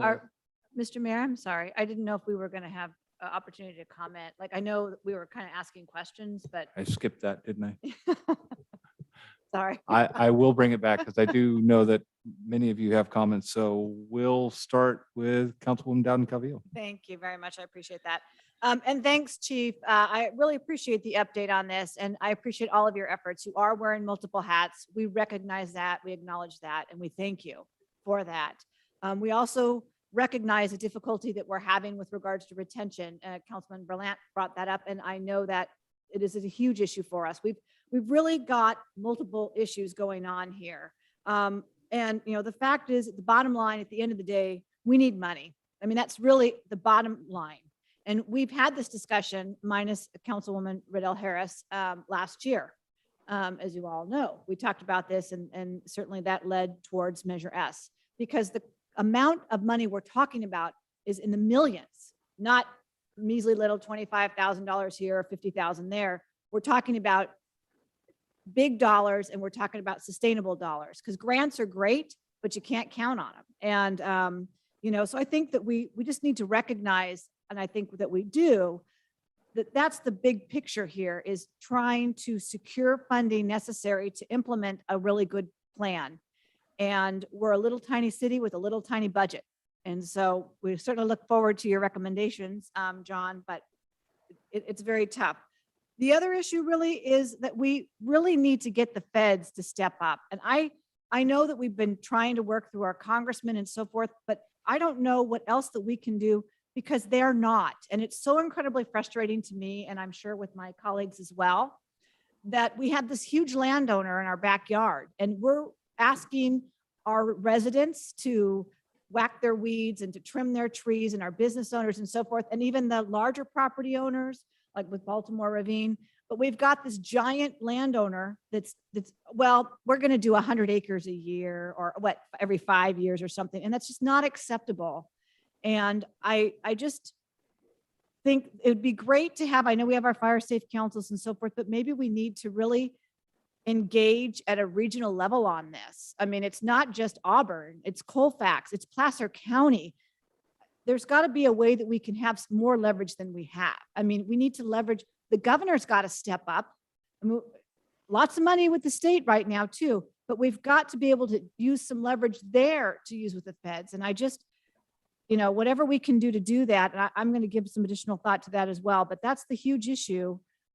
Again, that property owner is not doing their fair share, and that's not fair to our residents, our business owners. So I do look forward to the ongoing reports on this issue. It's a huge issue, and it's incredibly important to me. I know it's an incredibly important issue to my colleagues. I will say thank you to the chief for reporting out on the contract that UP is getting ready to sign with the local tree trimmer, so to speak. That's going to be great. And I have been working with Tony over here and UP to get them going and to keep that fire under them, to make sure that they do their part to keep our community safe as well. And you have my commitment that I will continue that. And I do appreciate all the efforts that we have there, even if it means I'll be out there making sure they're doing what they need to do. I don't know, but in any event, so again, this is a huge issue, but the bottom line, we need money, and that's where our work's really going to be. So thank you. Thank you very much. We'll go to Councilmember Land. Thank you, Mr. Mayor. I will be brief. I still come back to what I said earlier. If this is truly our number one priority, and I've been hearing that a lot, then it will be on our agenda at the next meeting. And even if it's just continued report outs on the progress that we're making to, in my mind, do three things. One is address the recruitment and the retention issues of our firefighters. Many of you may have seen the posting by some of our own firefighters that a part-time bus driver makes more than our firefighters. So is it really that much of a surprise that we're having recruitment issues? Second piece is the timing that our fire department is spending doing non-fire department work. No other fire department has to deal with airport, and it can't just be John tomorrow, give it to somebody else, because then the police chief gets stuck with it. So we really need to come up with a good plan. I know the city manager has reassured us that that is underway, and I look forward to hearing that. But again, until that's addressed, this is not a number one priority. And then third, I think Councilwoman down in Calvillo hit it on the head. We're talking millions of dollars. It's not in our bank account to be able to afford not only doing the work, but sustaining the work. But we need to come back forward with a true plan that has a timestamp to it of what we're going to do as a city and as a council to make it happen. Because we can't just keep coming back to the chief and saying, why haven't you done any of this stuff in your report? It costs money. It takes people to do it, but we don't, money's finite. So I really want to see us, again, continue this conversation ongoing, address our recruitment with our firefighters, address the fire department's distractions, and then thirdly, come up with a true plan that's measurable on moving forward with actually implementing these items. So Chief, I appreciate your time. John, our city manager, I appreciate you. It's been a year. We need to now really come back to making this truly a priority, or let's stop saying it. Mr. Mayor, thank you. Thank you very much, Councilwoman Riddell Harris. Thank you, Mr. Mayor. I'm also going to try to keep this short. I agree with my fellow council members, so I'm not going to repeat their comments that they previously said. What I think that also we need to make sure we keep in mind is that it's not anything that this council alone can do, or the city staff can do, or even the firefighters can do. We need to, as a community, make a decision that we're going to put our money where our mouth is, and that this is really something that the whole community wants. That's the thing that didn't happen with Measure S, is that it was put forward, but it didn't have the community support that it needed in order to pass. So we need to do outreach to the community and have them really have a deep understanding of all of the things that we're talking about.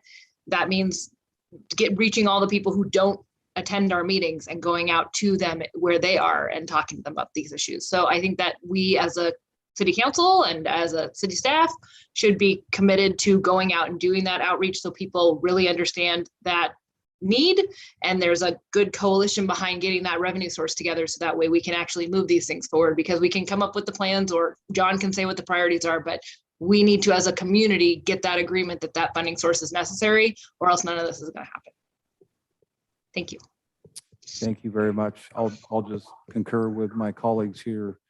This is the highest priority for us, in my opinion, here in the city. Obviously, share that with the rest of the council. So again, Chief Spencer, thank you for the report. John, thank you for the information. Let's go ahead and move on to our final item, which is item number 17, American Rescue Plan Act funding update. And- That's been continued. And we continue that. So we are moving on to reports. I would suggest maybe we keep the reports as brief as possible. And I'll start to my left with Councilwoman Dowden Cavillo. Okay, so we're going to go to city council reports. I just wanted to report, I am the liaison to the Auburn State Recreation Area. And I know that you've already heard about this, but the State Parks Commission is scheduled on September 30th to review and approve the Auburn State Recreation Area General Plan, which has been in the works for several years now. I know that the city put forth comments. I know our fire chief put forth comments with regards to the concerns we had with a fire perspective. The plan still, although they modified the plan slightly, it still includes camping below the overlook on the El Dorado County side. They reduced some of the individual campsites, but they increased the number of groups they will allow to camp there. There are several efforts underway. Folks that are planning to attend the meeting or provide comments on the concerns that they have. They have concerns with regards to traffic and not just fire, but traffic and other issues as well.